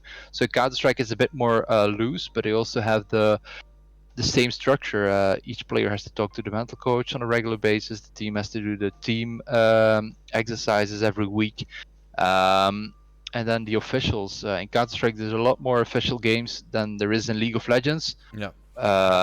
Well, luckily for them, because in League of Legends you only have one game every week, which is basically nothing. In Counter-Strike you have 2, 3, maybe more, which is a lot more fun, to me at least. So it depends on the team and the game and what the actual ambitions of the team is. I mean, you can set a goal as an organization, but at least with the budget that we have, with the players that we have, we cannot really enforce those goals. I mean, you'll still have the reality of people having to work and to study, so you cannot expect them to put in I don't know 50 or 40 or 50 60 hours per week if they still have to study or work next to that. So that's right. I mean, I can do that because I have a job, and then I have LowLandLions, but that's basically a desk job. If you have to perform as an esporter, and have the same mental or psychological and physical freshness every evening after a day of work, that's pretty insane. But that's why there's still a difference between the teams that we have in the BeNeLux and internationally. If you look at our Counter-Strike team, we're playing at the tier 3, you could say, competitions, but the teams that we're facing are full-time teams. And then people expect us to win from those teams, and sometimes we do, but I mean, we're fighting with different weapons there. With different weapons, yeah, definitely, I agree on that. Somebody's saying school first. Now, that is one of the things I'd like to address. In France, for example, I watch a lot of French YouTube. For example, I watch a lot of French YouTube because their level of acceptance has, by far exceeded ours. And I believe that because this person is from the Netherlands, I believe that in the Netherlands and Belgium, it's not yet to that point that people can understand, oh, okay, wait, you're actually working to be, a good gamer, to become a professional gamer. They don't get to that point. But what do you think the perfect explanation would be for people to understand that, to kind of what are the steps that need to be taken so that we are on that same level as the rest of the bigger countries in Europe? But there are some, and I know the University of Amsterdam, for example, not a sort of scholarship, but an acceptance of an esports athlete as a professional athlete, and Wow. and it gives some extra possibilities of, for example, skipping an exam because, well, you have to train Yeah. for a match, or sort of spreading the courses that you have over a couple of years instead of the 1 year that you have to take Makes sense. for um, your university career. But the things are changing in Belgium as well. I know that the FIFA player of Genk was playing in the ePro League, also has a sort of, how do you say that, statuut, you say in Nederlands, but he also has is e-sporter in terms of his school, so Yeah. he's allowed to skip lessons because of They training, for acknowledge example. him as being Yeah, a yeah. But professional yeah, but there's athlete. still not an official recognition of an No. e-sporter in Belgium. Although that changed this year as well with the Minister of Finance, Vincent van Petegem, decided that esporters are actually fiscally equal to top sporters. Oh wow. So That is a big step.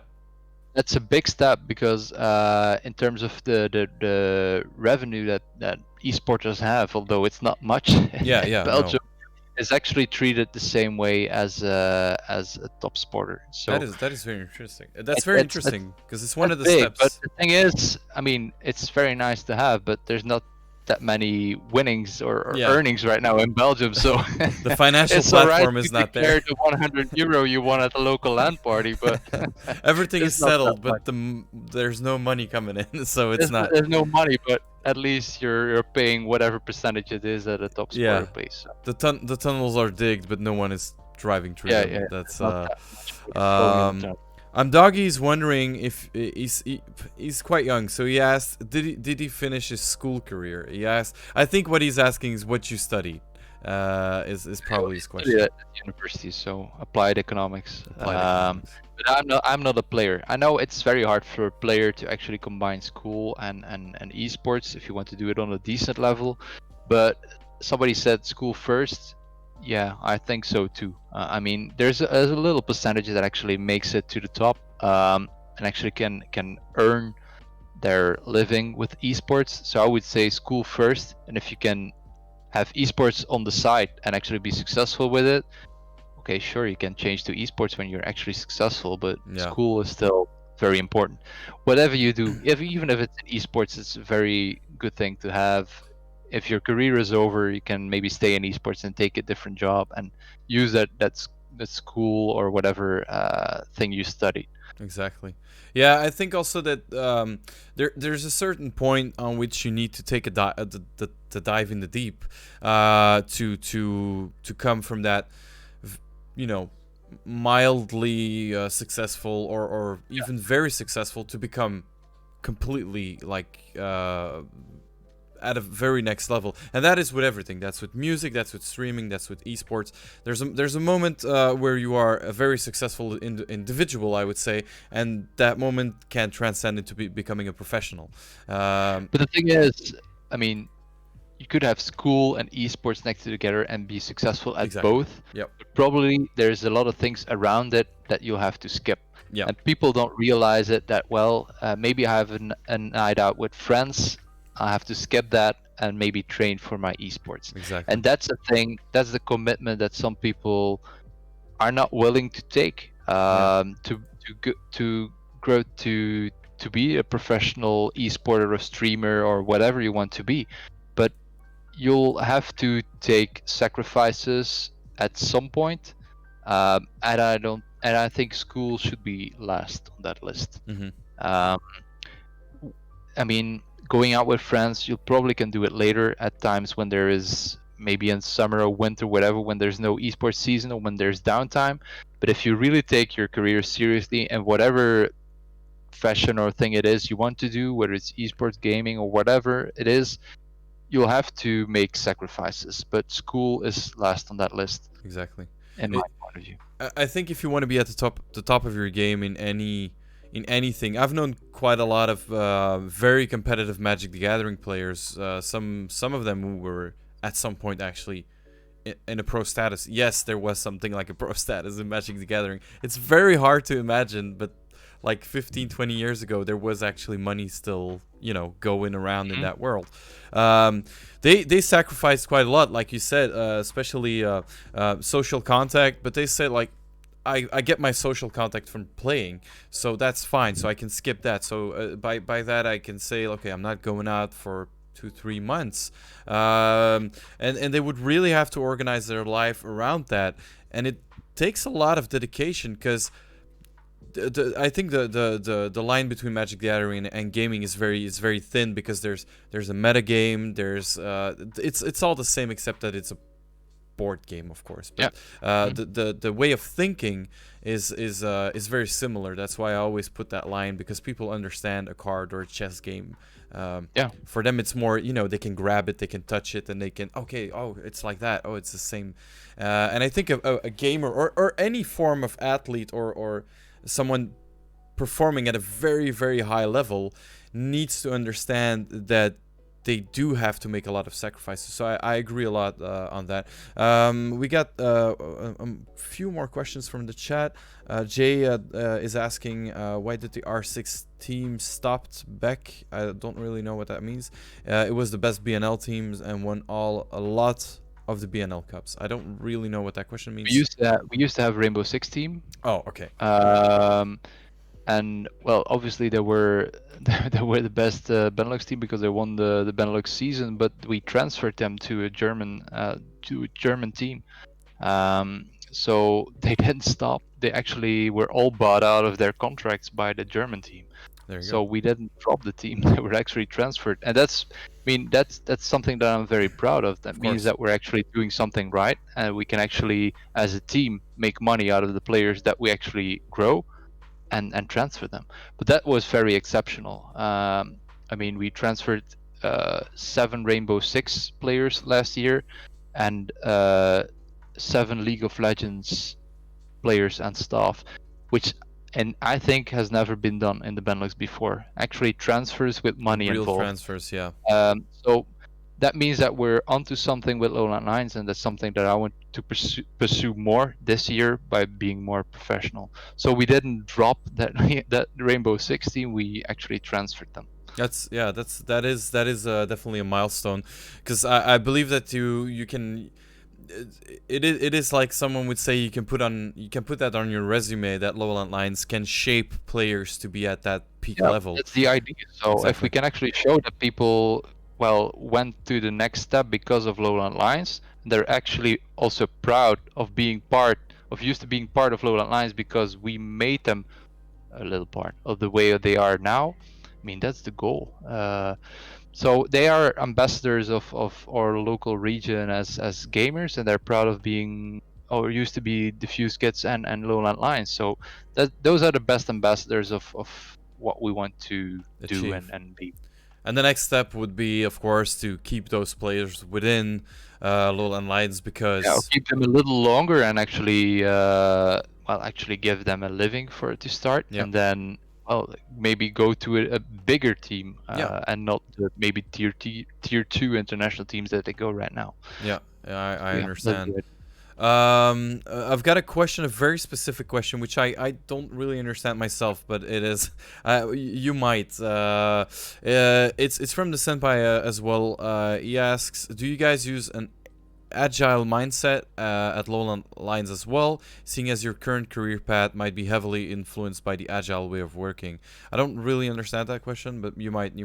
Agile is sort of on how to approach, for example, creating something, or we're not using an agile working environment within LowLandLions.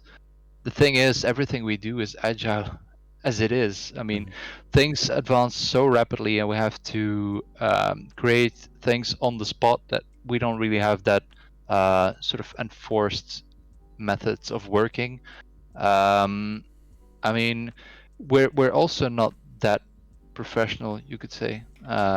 I mean, everybody working on LowLandLions is a freelancer or is just somebody trying to help us out. An agile way of working. I mean, esports is agile as it gets. So we don't have that a methodology in terms of getting things not a done thing right that now. transcends into Yeah. I've got Dynamo asking, do you think the CSGO team can grow into a second or first tier team?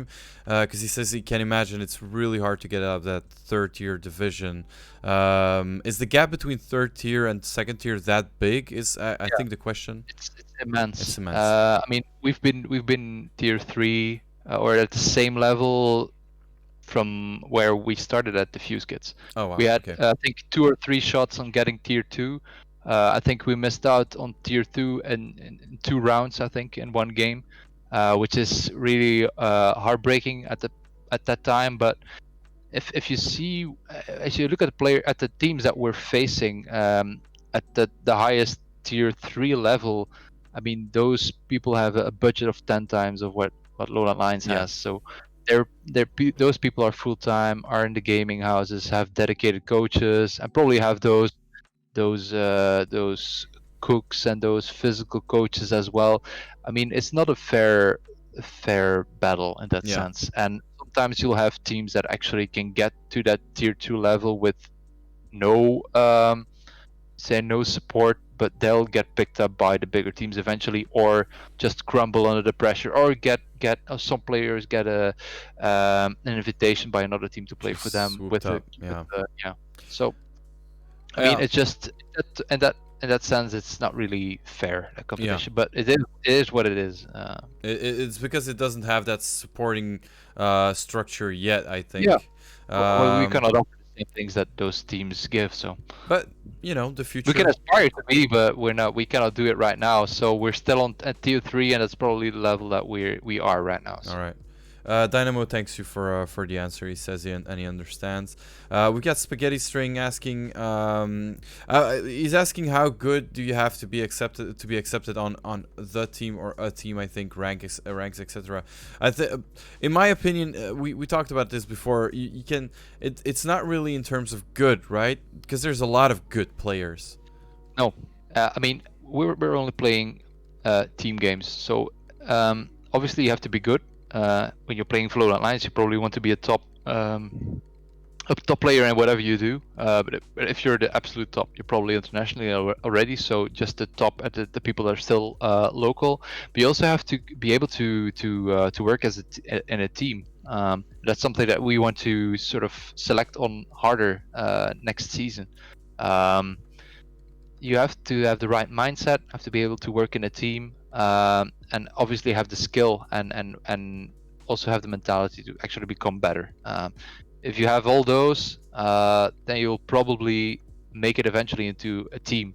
But you have to grind your way up, play at the lower leagues, maybe become an academy team for a team like LowLandLions, although we don't have an academy team in League of Legends, for example, right now. But you get the point. So and just grow your way up. If you have all those things fixed, so talent, mentality, people skills, then you'll make it. Yeah, that's what I think. You have to be great. Yeah, of course, you have to be a really good player, but that Spaghetti says, okay, it makes sense, as I was in T3 and R6, but the team got stuck. Fusin is asking why the Fuse Kids changed the name to LowLandLions. We already answered that question a little bit earlier. Is there a small, can you say that in a couple of sentences? We talked about it, and the Fuse Kids was... didn't sound that professional to partners, and it actually became more of a roadblock than actually helping us. So that but if you want Views on TV, that's actually a very good moment to go to my little segue. You can listen to this podcast after on YouTube on the VOD. We will also make like shorter versions and stuff, so you will be able to listen to all the things we talked about with Filip. It's been very interesting already, so you can catch up on couple of that those things as well. Senpai asks my next question. Actually, he's asking, what is the maximum age for an esports player? Can DikkeSvekke still be on the team as a millennial boomer? Senpai has coined a very good term. He coined the term millennial boomer, and I feel like I'm one. And I think that's what, because he said I'm kind of a boomer as well, but we're more like millennial boomers. We're not really boomers. We're Millennial boomers, is that a term? yeah. No, Well, he coined it. I like it. Okay. No, the thing is, with esports being that young, I mean, people get the idea that an esporter is probably done at the age of 25, 26 or something. Mhm. But there's been a lot of examples that actually go 30 plus.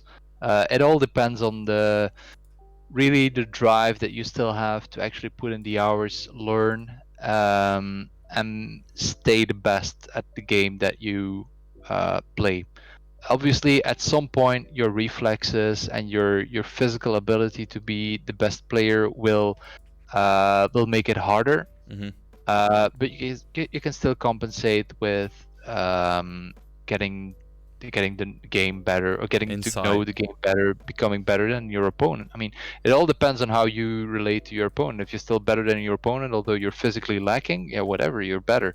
But it all depends on the drive that you have and the time that you actually want to spend into the game and hang around the scene. Because if you're a professional gamer at the highest level, the amount of stress that you get every game, and also from the outside world and social media, is just immense. And that's probably one of the reasons why the careers of esporters is very short, Mhm. because the huge amount of stress, probably more than in sports, because just of the mental pressure that you have every game, and the social media is just immense. Especially social media, because I feel that soccer players get that amount of attention as well, but soccer has a structure that has been around for years, so they have those mental coaches at the ready from the start, even from the under 20s or the under 18s, or even whatever. They already have mental coaches on them just every Or media game. training, whatever. They know how to handle stuff like that. We don't have media training at LowLandLions. Maybe we should. I mean, some people, some players actually struggle using social media. What to say, what not, Yeah. what that you at least should retweet or whatever, like the things that LowLandLions is posting about you, for example, or be active on social media at least for the little amount of time that you still have left. But it's important. But that's something that we're lacking at LowLandLions, is actually training the people to use social media and deal with the for example, the things that they read about themselves on social media. I But agree. whatever, so you cannot do it all. I agree. It's media training. I think is a thing that is very interesting to streamers as well. Because we, of course, with Kayzr Talks, we kind of talk to streamers, to people who aspire to become gamers, streamers, whatever, in that whole esports thing that we live in. Is that media training? If you can take even a small amount of media training, or read up on it, just to understand how do you behave in an interview, how do you behave in towards bad publicity, or people saying, "Oh, you suck," stuff like that. Just toxic, general internet toxicness. It can drag people down to like you say, like a level of just saying, "I quit. It's done. I can't take it anymore." And There's that's been a lot of stories like that now.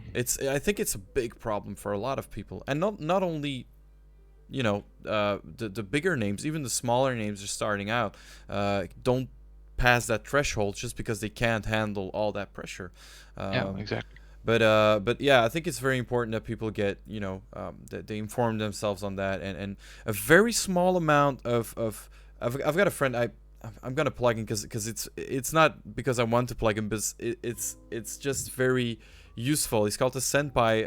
He asks a lot of questions, and he makes videos on for example, about the mindset, or about staying in your circle of control, what that means, what the stuff that you can do yourself. And I think those are they're free. They're on YouTube, so guys, go check it out. It's very important for people to kind of, they're only 6-minute videos, but you can learn so much from just understanding that if you're playing League of Legends with randoms and you're solo queuing, even if you're super good, there's only a small amount of stuff that you can control, and Yeah. getting angry over it, or getting tilted over that, or getting tilted over toxic chat will not make you better. Yeah, but it's just, I mean, it's more than just playing a game Yeah. on a decent level. I mean, it's growing as a person as well, working with other people, reacting to other people. It's a lot more than just play a game on a decent level. It's probably the most important thing, playing on a decent level. But there's a lot of things around it that actually make you start from making you good to better or the best. Yeah. There's a lot more things than just playing the game on a decent level. And I love that you've repeated it almost every time. You said they have to be team players, because you have to be a good It's team important. player. I mean, we struggled this season with our League of Legends team because the team didn't work as it's supposed to be. We used to have Counter-Strike teams that actually really boomed because of people clashing with each other. Although they started off fine, but when I mean, every team starts off fine. There's obviously a reason why you play as a team, is because you like each other, or you think you can actually achieve something together. But eventually, a bump will come on the road of your journey, and then you see whether a team is good or great. It's just how you handle that certain bump. If it's people actually choking because of it and not talking about it anymore, or people actually dealing with that issue and trying to solve it, that makes a team great. And that's something that we at LowLandLions tried to figure out at the start of the season by creating or looking for people that actually have sort of level of maturity or life experience or whatever, that we know that if something happens down the road, that they can actually deal with it, or at least have the experience on how to deal with certain situations. Make a certain click. But that's, I mean, that's not an exact science, as we showed this year with our League of Legends team. I think that you're definitely not the only one. Even very high performing teams, even soccer teams, there have been dry runs for teams that have been very good in any very high level or just high level competitive thing that you're doing, game or whatever sport. There needs to be a certain form of harmony. They don't have to be friends, but there needs to be a certain form of harmony and synergy. And you don't want friends, because friends they like each other and maybe they have the same goal, but as you said, if you want to make sacrifices, you don't need friends. You want people to have the best of their game, actually participate, and maybe sometimes things won't work out the way you want it to go. So friends on the team, it's not an extra nice thing to have, because actually people have to make, sometimes you'll have to comment on a friend that he's not performing the way he should be, and then it just makes it harder because of it. Well, it's a friend. We have teams at LowLandLions that used to be strangers for each other and actually became friends because of the great season that they had. That's something different, but having friends on a team is not an extra plus in my, because you're growing into that group dynamic, and that's exactly what you want to create. You were a great team, you were strangers, and actually became friends. I mean, our last League of Legends team or League of Legends team of summer 2020, they became really good friends. I'm still in the Discord with them, and they talk every day with each other, although they're all on all separate teams. But they became great friends because of the journey they had. They had a real bumpy road, but they became champions as a group, and that really forged them as a really a band of brothers. So yeah, that's really interesting. I've got some stuff in the chat here before it becomes too much. What do we have here? We have Dynamo asking, is there any interest? We actually kind of covered that. If there's any interest to broaden up the roster of games, but we covered that in the beginning. You're saying we want to get things right for the 2 games we have right now, and the 3rd game that is a community game, which we're going to talk about that later. So we already kind of covered that. Is there anything else you wanna add to that? No, the thing is, just want to focus. A game that we might add or might want to add is Rainbow Six, but as we said before, if the players don't cost anything, it still costs the organization time and money because of the support that we want to give. So we want to focus on the games that we already have and make sure that we have everything ride there, and we'll see What the whether we future add another brings. game in maybe this year or next year. What happens down the road. Yeah. Blue Moon is saying, I think also what you see right now is that esports players either retire because of motivation or issues of stress. We talked about that. Or because esports player have a very sedentary life. Actually, that's not true, Blue Moon. They do not lead a sedentary life. Typically, which means they sit down a lot. They do sit down a lot, but and There's a lot of esports players actually complaining of all the traveling. So exactly. they're not sitting in that basement anymore. There's a lot of people actually quitting because they want to stay at home and actually, well, maybe become a content creator and then actually they can stay at home and create things from their house, but just fed up with all the traveling. What they say is it leads to back problems and wrist injuries and stuff. But those days have kind of changed. Full Moon, for example, and that's a Blue Moon. Sorry, that's been a while as well. As I said before, I kind of know a couple of well, big esports names, and they all say we work out every day. We do physiological movements so that we don't get those wrist problems. We have ergonomic chairs. We have ergonomic sitting. The days of not watching ergonomics at all, they are. I think we can safely say they're over when you reach. But obviously, there are players that have their physical problems, but they're a lot less because of all the structure that they have, the physical exercise. You say the chairs, all the exercises that they do. I mean, there's not that many players that actually have physical problems anymore. I think there's more people actually having mental problems because of all the stress, the things that we discussed before, than than the possible physical problems that they could have. Yeah, I think mental problems are still mental problems is the main issue for sure. Yeah, because it's people always think it's only games, but there's all that you're talking about traveling that brings a lot of stress. Business. It's not only games; it's big business. That's right. Yeah, it's true. What do we have here? So it's just me trying to help the small shrimps as a communications coach. Senpai is a communications coach, and he's trying to help gamers, not especially competitive gamers. So that's what I already said. So we already read that. What else is there? It's one of Lencioni's dysfunctions of a team, fear of conflict. That's what you said. Fear of conflict. Thing is, fear of conflict. That's something that we want to provoke. Actually, we want to make sure that we get conflict the earlier as possible to make sure that everything is straightened out and that we can move forward as a team. That's something that we actually seek. Conflict that's the first bump in the road, and if you can actually handle that bump, then it should be smooth sailing moving forward. Yeah, that's what he's saying as well. He's saying knowing how to deal with conflict in a constructive way is paramount to having a good team. Exactly. Yeah, that's very important. Because you do need conflict. I feel there are some people that I cannot work with because they don't tell me what they want. They do not tell me what they don't find good. They don't tell me anything. They're just always like, everything's cool, okay, and I cannot work with that because it doesn't trigger creativity. It doesn't trigger wanting to be better. It doesn't trigger you always want to be as good as the person sitting next to you, and if that person is very hard on you and you can be very hard on him as well, it triggers that sense of, okay, let's go, we're all going for the top.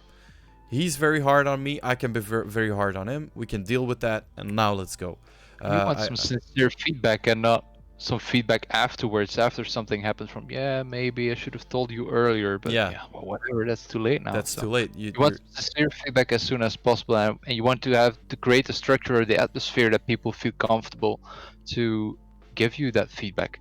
If you install a sort of censorship that people can only give feedback, I don't know, on a certain topic and not on all the other topics, then obviously you will create some sort of I don't know, negative atmosphere that people, don't feel comfortable in. So that's something that we at LowLandLions want to tackle as soon as possible. Something we introduced this season is a flame meeting. So when something happens that shouldn't happen and you feel that there's some stress within the team, people have to write down everything they want to say to another person but cannot say it to the face, on a piece of paper anonymously, and give it to the coach, and then the coach will go through every comment on a certain player in team. So everybody gave every single flame that they have towards coach, even me or another player, and then they go through it in a flame meeting. That everything is out. People know how people react to certain things that they did, and then everything's flattened out, and then you can move forward. So And what's also you really, yeah, yeah, go ahead. sure. Sorry. You create a sort of the flame meeting is obviously not the happiest meeting that there is, but you actually everything is on the table then, and then people can react, and sometimes people get emotional, but then it's out of the system. And if you deal with all the things that are set there on a decent way, and you actually um, give solutions, or you make some adjustments on how things are done, or you come to a conclusion that some things need to be done better, or some other person needs to react on a different way. If you can come to a conclusion on a positive way, and after a flame meeting, then Hmm. you're Also, really set as a team. it's a very good opportunity for the coach as well to make it a teaching moment in the sense of how do you handle this first of all, and how would you communicate this Yeah. without flaming, because there are ways to say, hey dude, you're up bleeping bleep, Yeah. and you bleep that those bleep. those things. Well, to make sure that people don't react emotionally face to face on each other, they just write it down and give it to the coach, and the Exactly. coach sends it to the face of the player. And Exactly. then, well, there are certain rules within a flame meeting that obviously you cannot react instantaneously. You have to make sure you have to keep your emotions under control.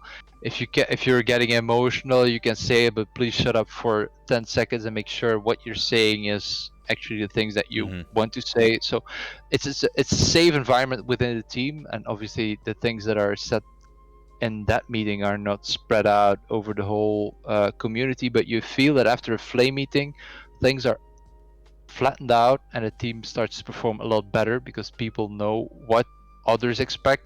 Because sometimes things are not spoken out loudly, and then you know that, well, people don't have any grudge on me because of that. No, everything was on the table, everything's been discussed. Let's move on forward with a clean slate. Exactly. So, Clean the I air, mean, so to it's say. very conflict is essential in team working, whether it's an esport or not. And I think with what we installed at LowLandLions and things how we approach it, I think it's very interesting, and it's very enriching even for me. I do agree.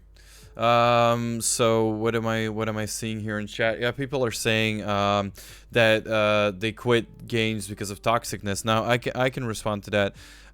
I see Reckless, for example, has quit. I just saw his name pass by again. Has quit playing competitively for Fnatic. I think he integrated another team already, G2 or something. Yeah. But he's playing a lot on Twitch, and he says, "Look, I've said this. I've said that they have to do that. I've said, okay, we don't want to do that. Let's at least do this as a group. It doesn't happen. Fine. Communications get closed. If you're solo queuing, he says there's no point in communicating with people that do not want to communicate and that only want to communicate in toxicness, because toxicness will never help you. Also, I feel like we need to give this message to players out there as well. Just don't be toxic. It doesn't help you. It makes you a worse gamer, and it will never make somebody else play better. It's been scientifically proven that toxic players lose 75% more games Exactly. because of, well, the That's so negativity in much. their head to the, yeah.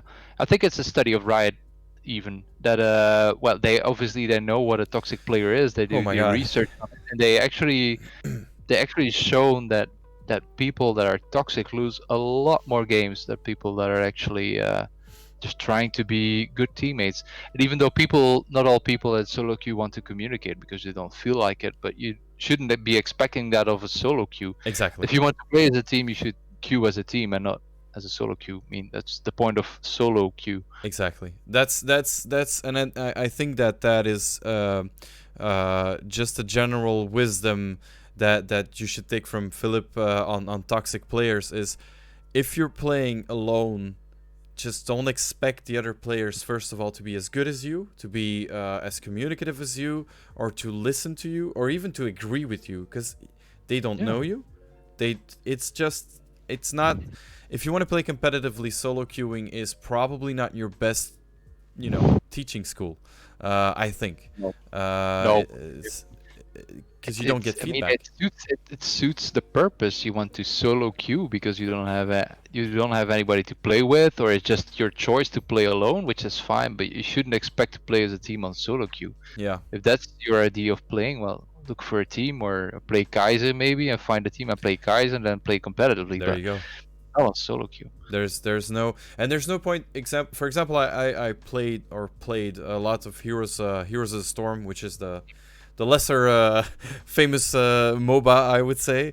But I tended to overanalyze quick matches, and there is no point, people. I'm just telling it straight out. Do not analyze quick matches. There is no sense at all. Even Storm League or whatever league that you're playing in League of Legends, there is not much sense to overanalyze those if they're not set in a competitive environment. Because the only thing you can do is actually look at your own performance and maybe learn on things that you might have done better, but not as a team, because, well, the other team will do random stuff, your team will do random stuff. The only thing you can look at is yourself, meaning also your behavior. I mean, if you're being toxic, your team will be negative towards you as well, and probably start losing, and you will have a negative tendency as well. So. Yeah, and it will just be a bad game and just a bad. Yeah. So.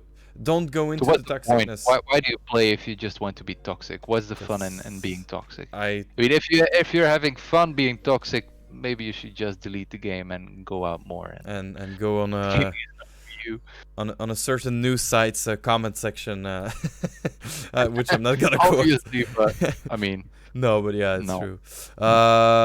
So, well, that's a very strange question. I don't understand that one. Wait. Fair didn't think about traveling, so we're talking about that. Would you even recruit people on Kayzr, they're saying? Is that a league that you guys are looking at? How do you guys recruit, I think, is the question. Best example was what we did in a League of Legends team this year. So we basically opened up a form, a Google form, and everybody could really participate and just really say, well, hey, this is me, this is my profile, I want to participate in your tryouts, which is something we did. We had 120 applications from people that we actually knew and people that were really unknown, and we also looked up some names on just on ranks on well, in League of Legends you have obviously ranks and teams that academy teams and teams that are already playing in the Dutch and the Belgian league.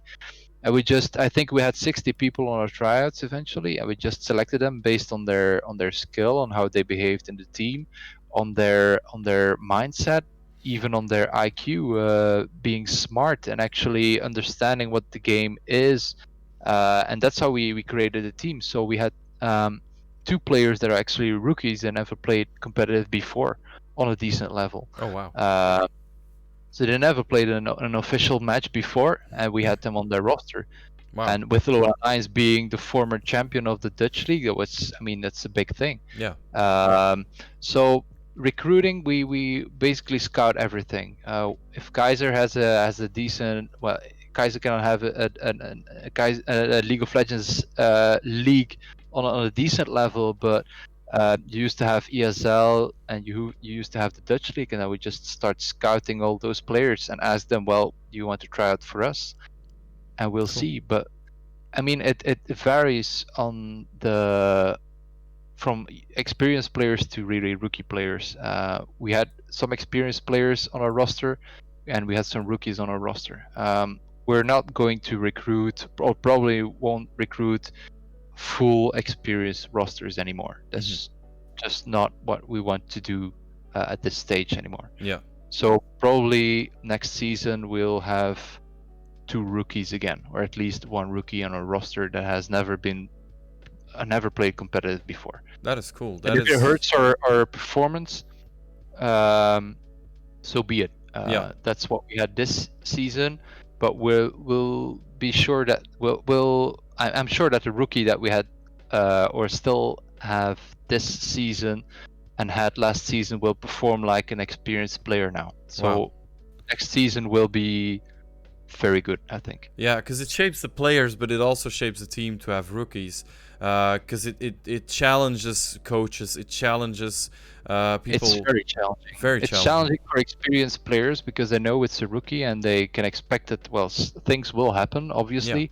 But that's part of being a rookie. But they have that amount of talent and game knowledge that we know that those rookies can play on the level that we play on, or they wouldn't be on our team. So it's a huge risk that we're taking on the approach that we have right now. But we know that in the long run, if we can create those or keep those processes and fine tune those processes, that we have really a winning method of creating each season a team with rookies and actually be a top contender in the leagues that we're playing, even in Counter-Strike. Although Counter-Strike is a bit different because there's not that many lower level competitions, you could say. So there's not that many organizations that have a decent structure as you have in League of Legends in the BeNeLux right now. And also, I think in CS, aren't rookies harder to find? Because I think most people have been at it for quite a while. They're not that hard. They're not that hard to find. I mean, Counter-Strike is probably easier to find rookies because of all the statistics that they are, and there are some methods to detect whether somebody has actually good knowledge of the game. But the thing is that in Counter-Strike you don't have that dedicated roles that League of Legends has. So obviously you have a sniper and you have a lurker and you have people that actually know very much what utility is, and an in-game leader, but it's harder to combine those profiles. In League of Legends, if you have a decent mid laner, you have a decent bot laner, decent support, it's easier to detect those and form a team than in Counter-Strike. And in the BeNeLux, we don't have that many sort of leagues of lower leagues where you can actually scout teams or players to form a team. So Counter-Strike is a bit different, but we have those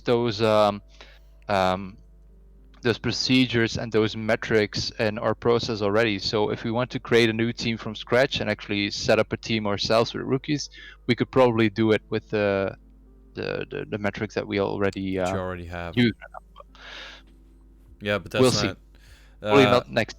Yeah, that's for the next. I'm gonna pass through a couple of questions because the questions are actually coming in. Maybe a bit far-fetched. Dynamo asks, but will there ever be a possibility for a regular guy to invest in LowLandLions? I think that's a good question because I've seen that some of the bigger teams are of course noted and people invest in them, and so it's a good question. Yeah, well, yes, for sure. And I expect that to happen this year, or maybe next year, maybe not in LowLandLions, but in other teams. Whether it's a sports team or whether it's a real investor that actually believes in esports, it will happen for sure. I mean, it happens internationally. We're just lagging a bit behind, but it will happen for sure. Yeah. There you go. Okay, somebody's saying thank you for all the insights and being so open as a community. Yeah, I feel like that's what I like about this talk as well, is that you guys are very open. I've read that in your other interviews as well, and on your website. You're very open as to what LowLandLions is about what you think about gaming, about and especially what it is not, and that is very nice because we talked about that in the beginning of this podcast, is that there's been a lot of dream selling and that's not what it has to be. We got to build something, and to build something everybody needs to be very honest and very upfront. So that's very cool. So Blue Moon is thanking you for that. What else do we have here? We got a couple of people entering the giveaway. Then we got Stelum from Kayzr, Stefan from Kayzr. How do you view the difference between Dutch and Belgian league in League of Legends? I had a call with Meta on how our previous season was, and they asked me the same question. I think the Belgian league is by far the more professional league in terms of teams, in terms of how people approach the league. Maybe not in terms of level, although this season that changed dramatically as well. I think I even said it to the people of Meta. I'd rather play in the Belgian league than the Dutch league, to be honest. Oh wow, yeah. Yeah, really. The Dutch league. I mean, there is the soccer team, BSV. They're obviously putting a lot of money and a lot of effort into the League of Legends team, but in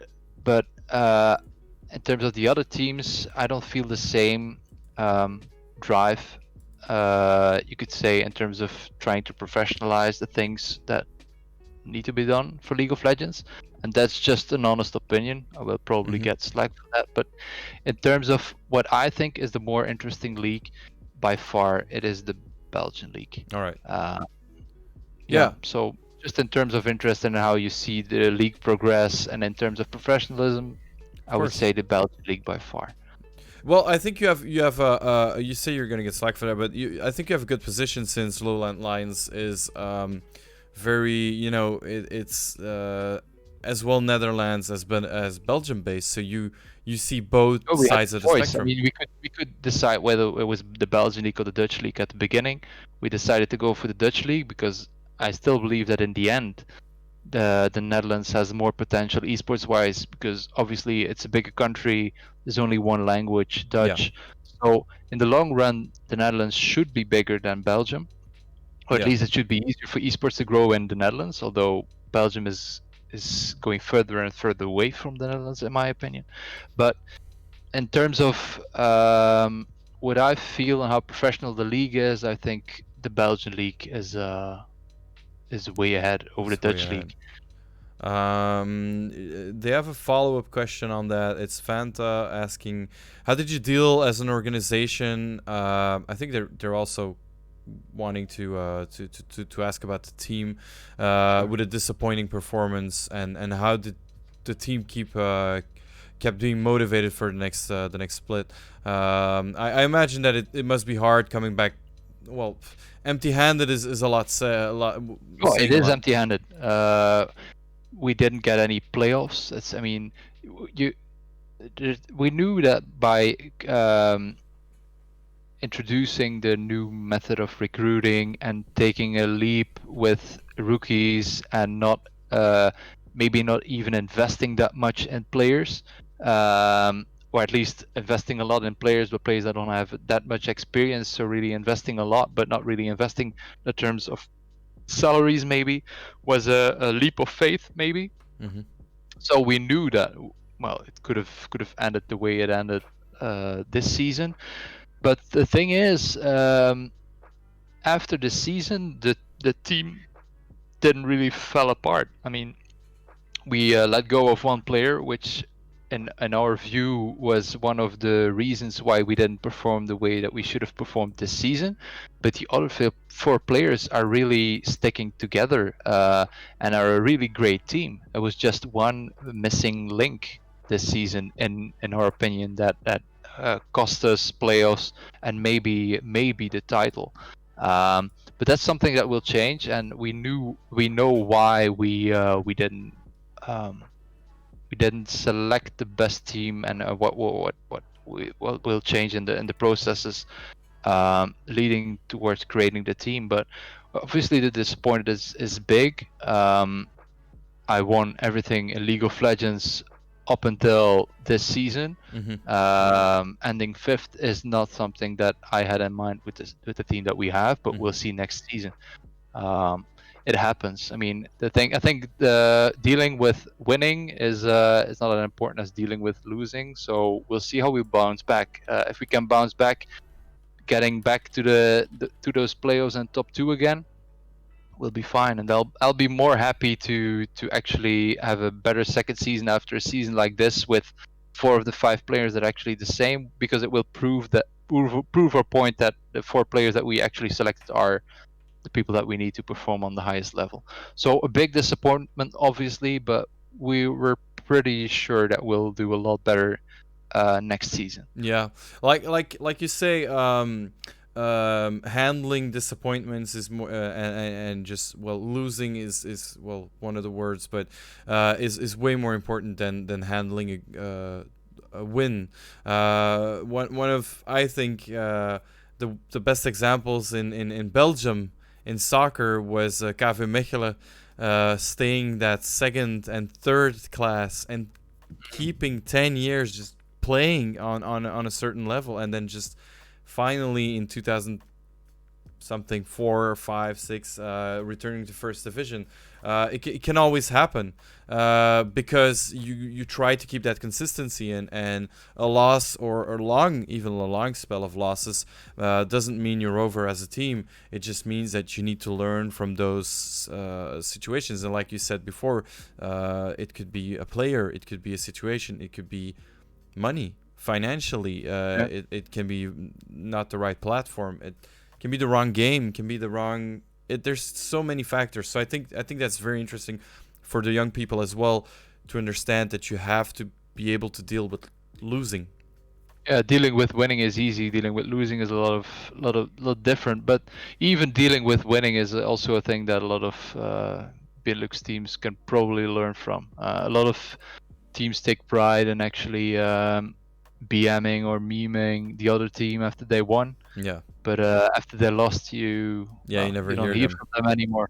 So, I mean, there's a lot to learn in terms of how to communicate when losing or winning and deal with it.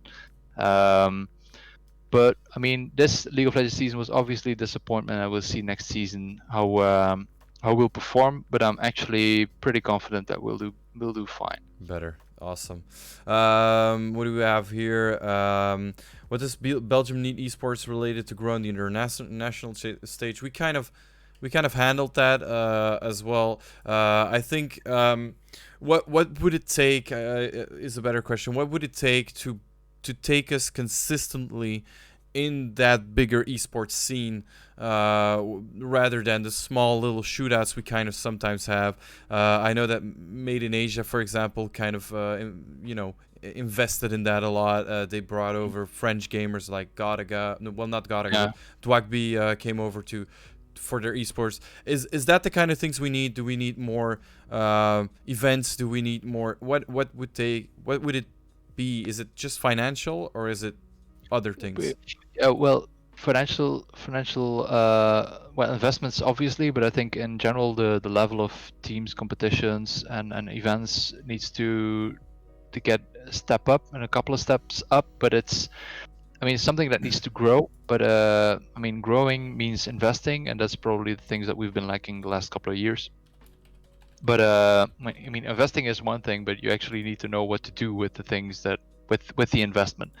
And you could give all the money to LowLandLions, for example, all the esports investments in the BeNeLux to LowLandLions, but that won't help the scene because you'll help one team, but there won't be other teams to compete against. There won't be any local competitions. There won't be.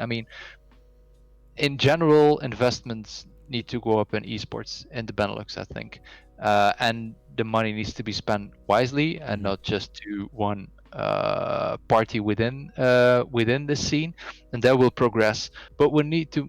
You have to realize that we're in Belgium, we're in the Netherlands, we're not the biggest countries. We won't get the budgets that teams get in France and Germany and the UK and Spain, whatever. So we'll always have our place, even within regular sports.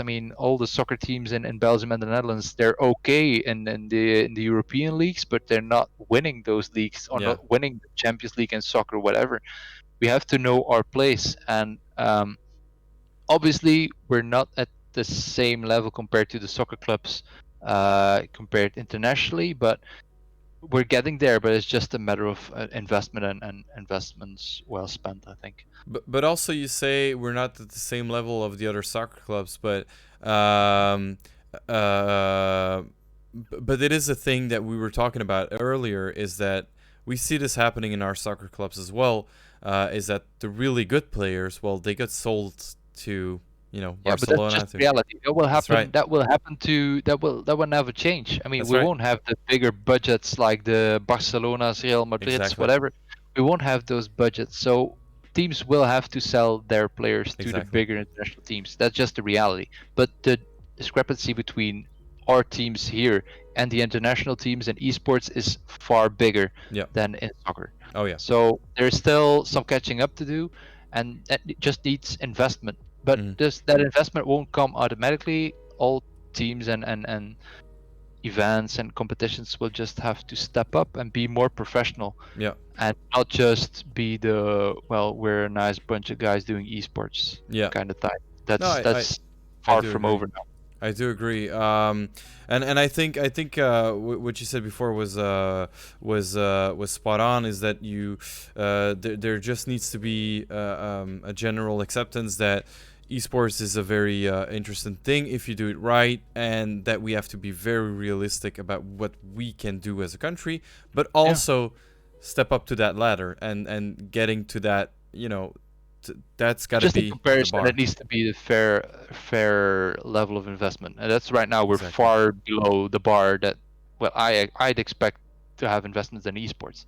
But that's something that has to grow, and I think personally the esports product in the Benelux is not just there yet. If you cannot have a decent Belgian or Dutch competition with teams that are actually try to be a professional esports team, if you cannot have a competition with 6 teams that actually want to be professional, or at least act like they're a professional team, then there is an issue. Now you won't have any people that want to invest in a competition that has a mixed team of this or whatever, just a team trying to be part of a competition. I mean, it frustrates me a lot that a lot of teams just think that esports is a thing that they just need a name for their team and they'll be fine, and they'll Yeah. need, I don't know, whatever, 10,000 of euros of sponsoring because they're the best team in the Benelux. I mean, there's a lot more to just being the best team and just getting the results. The package of your product needs a lot more than just having those results, and that frustrates me a lot of some teams. And that's something that needs to improve still before we'll be taken seriously as a region. I think Yeah. the level of professionalism within everybody Yeah. within the community. The structures, the We communities, need some kind of base teams that have a decent structure and professionalism before you can your local competition will be taken seriously. yeah, I And agree. that's a thing that we're still struggling with. I do agree. I think we had a sense of very good LAN parties in the beginning of the 2000s, and because Belgium has very good structures for organizations. If you look at a lot of things, look at Tomorrowland.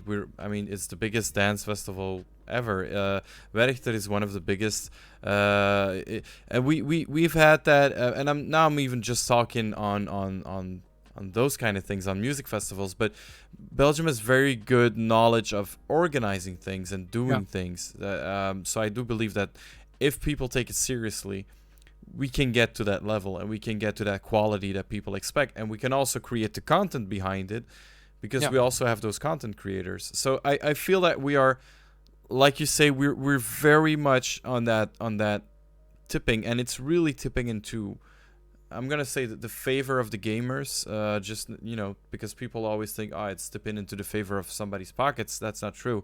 It's tipping into the favor of the gamers because the closer you get these structures to your own country, the more you can dream that maybe one day you can integrate one, or one day you can see one of those huge Fortnite whatever finals like we saw in the States, and I think for any geek or any gamer. We already had a semi-final of League of Legends in I don't know, Palace 12, I Yeah. think, in the head.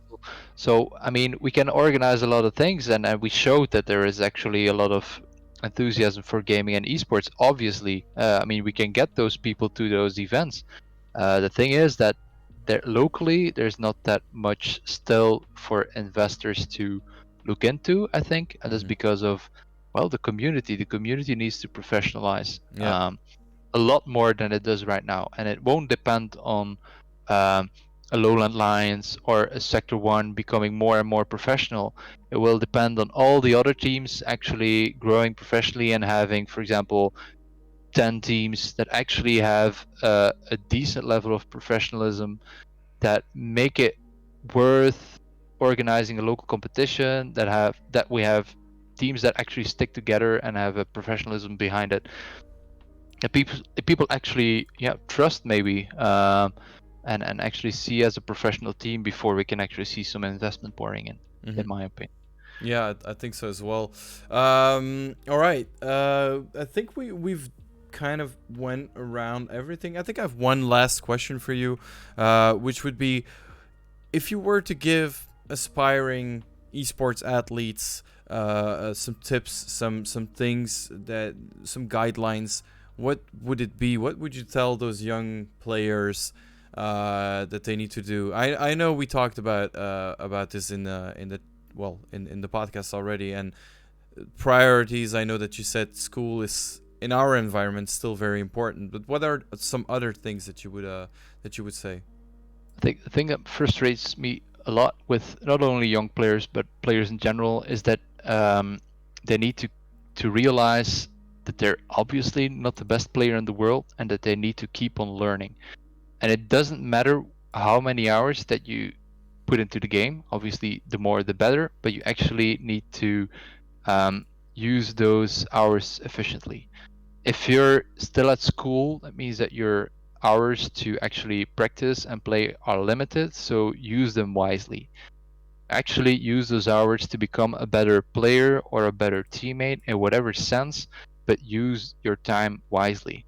It might look that you have a lot of time, but a year goes by and a year in esports is immense. So you have to keep on learning and actually maybe do things that you don't really like looking back on games and actually see your own mistakes, but you have to learn from the things that you do and actually become a better player and not just play for the fun of it, because then good luck with that. Yeah, then you're a fun player, which is also Hey, you're a fine. fun player. That's obviously not the thing that you're aspiring to be if Exactly. you want to be an esporter. If you want to be an esports athlete, that's right.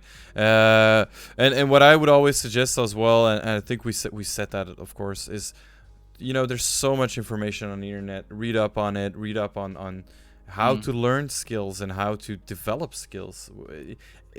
That applies literally on anyone trying to be anything. You can literally read a book on the psychology of developing skills and apply that on gaming, because a skill is a skill. And don't think of yourself as the best gamer already. Yeah, that's You better definitely. be, the moment that you think that, is obviously one who will be better than you. It's true, and there's a saying in poker. I don't know if you know that. If you think everyone else is a fish, you're probably the fish. If you think everyone else is, That's exactly the thing. because But it's hard for some players to understand. If they think they're the best in the BeNeLux, they're probably the best in the world in their own minds. But probably obviously you're not. probably If the you're only still big place. at BeNeLux, there's still some work to do. There's still some work to do. That's right. We still have a giveaway to do, so I'm gonna do that right now, and after that we're gonna wrap up. So guys, if you have any last questions for Filip, this is really your moment to ask them right now, because we're gonna be wrapping up in a few minutes now. I'm gonna roll the giveaway, guys. You have I will say like 10 seconds to type Kayzr Talks giveaway to still enter if you have not entered. Do not enter again if you've already entered, because it will make you ineligible to win. So let's go. I think these are the last seconds. 5, 4, 3, 2, 1. All right, we're gonna roll. The person that has won the 300 lottery tickets is, let's roll it. It's Full Moon NL is the one winning the 300 lottery tickets. So congratulations to that person. I'm gonna roll again for the next one, for the 100 tickets. That is the Flash HS. Congratulations. Please write in the chat what your Kayzr name is. I'm gonna re-roll for the last two ones. The Senpai.be got the 50 tickets, and then we got one more person winning 50 tickets.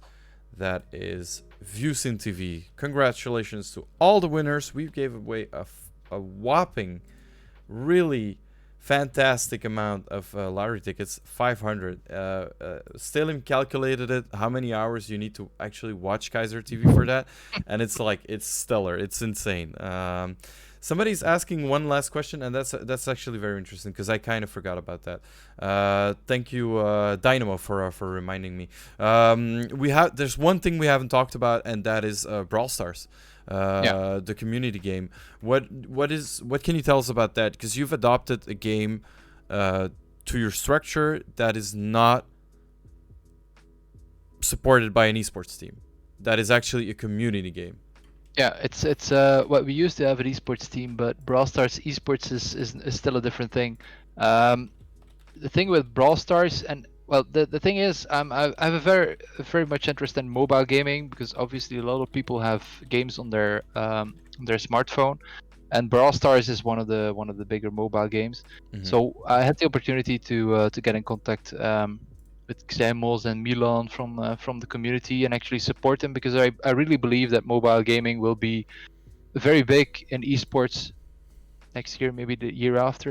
You see that a lot of games are actually starting to get their mobile version. For example, League of Legends with their Wild Rift and their Runeterra. So I think mobile is very big and still needs to mature a bit before it will become an esports game, but or accepted as an esports. But Brawl Stars really is a mobile game that you actually need some skill. There are a lot of mobile games that, well, you just need to press a button and make sure that everything goes all right. Yeah. To mention a Clash of Clans and stuff like that. That I really don't like. But a Wild Rift and Brawl Stars, in my opinion, needs skill, and it qualifies as an esports game. And I mean, that community gave a lot to LowLandLions, not just being an esports team, but actually being a community. It's a very young audience. We're about 5,000 strong, I think. Oh wow! Discord, and we're hosting weekly cups and monthly cups with hundreds of people participating each month. So Wow. that's really important to us, because those young fans, although it's a mobile game, they know LowLandLions, and maybe they'll become fans eventually of the League of Legends, or the Counter-Strike team, or the content creator team, and they're still young, and if you can attract their attention at that age, they'll probably be a LowLandLions fan in the long run. So Yeah. That was an opportunity, and it paid off in a very good way, I think. Is there any how do you say that? Is there any sustainable tournaments for I know Supercell did the World Finals with like a $1 million prize pool. Yeah, but that's just I mean that's the top of the bill. So Yeah. that's not achievable for LowLandLions, but there is an ESL BeNeLux competition. So that's a local competition, but it's, I mean, if you look at the teams participating, I think there's maybe one or two esports organizations that's actually worth mentioning. The other teams are just mixes. So there's still a lot of maturity, or at least to mature a lot before it actually can be considered as a real esports scene. But in terms of community, Brawl Stars is really a gift. And the reason why we support it is because I really think of it as an esports game because of the skill that you need. I played the game myself, and it's not easy. No. I mean, it looks easy at the start, but if you can actually grind your way up a bit, then you see that it takes a lot of skill to actually become a good player. So I mean, it's mobile and it's an esports game, and I really see a future in mobile gaming. So that's why we're supporting it. I was just gonna follow up with that as a sort of a last question. I think mobile gaming has been integrated in Asian countries, at least for a very long time. I'm very much looking forward to Diablo coming to mobile. I know it's not a competitive game, but it's going to be defining for a lot of people. The fact that if that game is really good, if they get that right, I think Wild Rift has already. Yeah. Like you mentioned it, it's set. I would have mentioned it. If there is one mobile game that I would venture in next, it's probably Wild Rift. Yeah. But it depends on on the competitive structure. I wouldn't be adding a Wild Rift community to LowLandLions. I would rather have a Wild Rift esports team. Yes. Because I think that it actually is a big game, but still there isn't a structure locally for those. For esports teams to actually support an esports team well, if you have an esports team, you always need a benchmark. So there needs to be a competition locally to say, well, I'm the best team in Belgium or or the Netherlands. So there is nothing of that right now, and that's something that I'm missing. But if there is something like that in the near future, I'll probably venture into Wild Rift as well. All right, yeah. I think if history repeats itself, I think Riot is one of those companies that kind of self-invest as well. So they're pretty good Yeah. on that. So if history repeats itself, Wild Rift is gonna get that same attention as League has had, because the game has let's be honest, the game has been broken 70 million times throughout the way, but Riot still supported it, and it's people tend to forget this, but League of Legends is what now? I would say, how old is it? Is it like 10 years old, 12 years old, something like that? It's more than 10, yeah. Yeah, it's more than 10 years old, I don't know what the year exactly is. and they're still supporting it very hard. It's the biggest cash cow, but the thing is, you have to keep it living and make the community Exactly. happy. And the thing that keeps League of Legends thriving is their main competition. I mean, all the entertainment around it is why people play it. They aspire to be the people that are actually playing on the highest level. I mean, League of Legends has been created as an esports game and a free game, which was at that time revolutionary. Yep. So they know what they're doing. And Wild Rift, it should be a big game, but it depends on the support that Riot is willing to give it and whether there will be any local competitions in the future. And if there is a local competition, I will definitely look into it and to venturing getting a team on and Wild Rift. Yeah. We're getting a couple of questions. Hold on. Did I win the, yeah, Full Moon, you won the 300 tickets, and I still need somebody. Okay, no, that's settled, I see. Okay, that's settled. And then there's one last question, and that's really the last one, because we already talked about it. Valorant is a Riot game. Does it have an esports future? We kind of already said that. Valorant has that quality to it, but it's not there yet. It's not mature enough. Yeah, it's just too young. I mean, exactly. Again, there's a lot of teams picking Valorant up, but that's again the top league of the top teams that actually have the money to invest and pay millions to the players that are actually playing for them. So that's not really something for LowLandLions right now. So we won't be investing in Valorant right now because there is no benchmark, there's no local competition. So why try to compete against the teams that actually can spend millions on a team? So why go off that beaten path soon. with no reason whatsoever? Yeah, why pick up a top 150 Valorant team if I mean, there is no substructure for the tier 3 teams. There's no local competition, so why bother? Exactly. So right now we won't be not investing in Valorant right now. I agree. All right, so Filip, I think we've covered quite a lot together. It's been a very interesting 2 hours plus, almost 3 hours. I could talk to you for hours, and the chat 100% agrees because they've been asking so many questions. Apparently the tickets have already been added to the accounts of the winners, so that was lightning fast. Stefan is apparently watching us completely live, so that's perfect. So the giveaway is completely rounded up. So yeah, thank you so much for being on here. It was very interesting, and no problem, of course. It's an honor for us to have you. I don't know if Stalim has the date for the next one ready. I hope he's still watching, because that would be very interesting. The next one is normally, I think, the third Friday of the month, so I think it's like the 16th of April. So it was super interesting to talk to you about this. I liked your insights about, because you take a lot of facts into consideration when you take all the things into consideration that have to do with esports and your job, and I think that's very important that you handle with the facts and not with dreams. And dreaming is fun, but let's do it right this time. That's the thing. So let's be real for 1 second. Yeah, I like that. All right, Filip, I'm gonna end up the stream on this note, and I want to thank you again for having for responding to my questions and to the kids at the chat questions. All right, people, see you next month. I think it's going to be the 16th, so it's always the third Friday, but we're going to announce it everywhere. And you're going to be able to watch this VOD. Next podcast is indeed the 16th of April. Thank you, Stellan, for confirming that. You're going to be able to watch this on YouTube as well. You're going to be able to watch the VOD in its full length. And normally there's always like a little bit of fun moments or very interesting moments that they will mount down to a small video so that you can, consume them bite size, I always say. Anyway, guys, thank you so much. Have a very good night. And keep on gaming is what I would say. All right. Bye. Thanks for watching.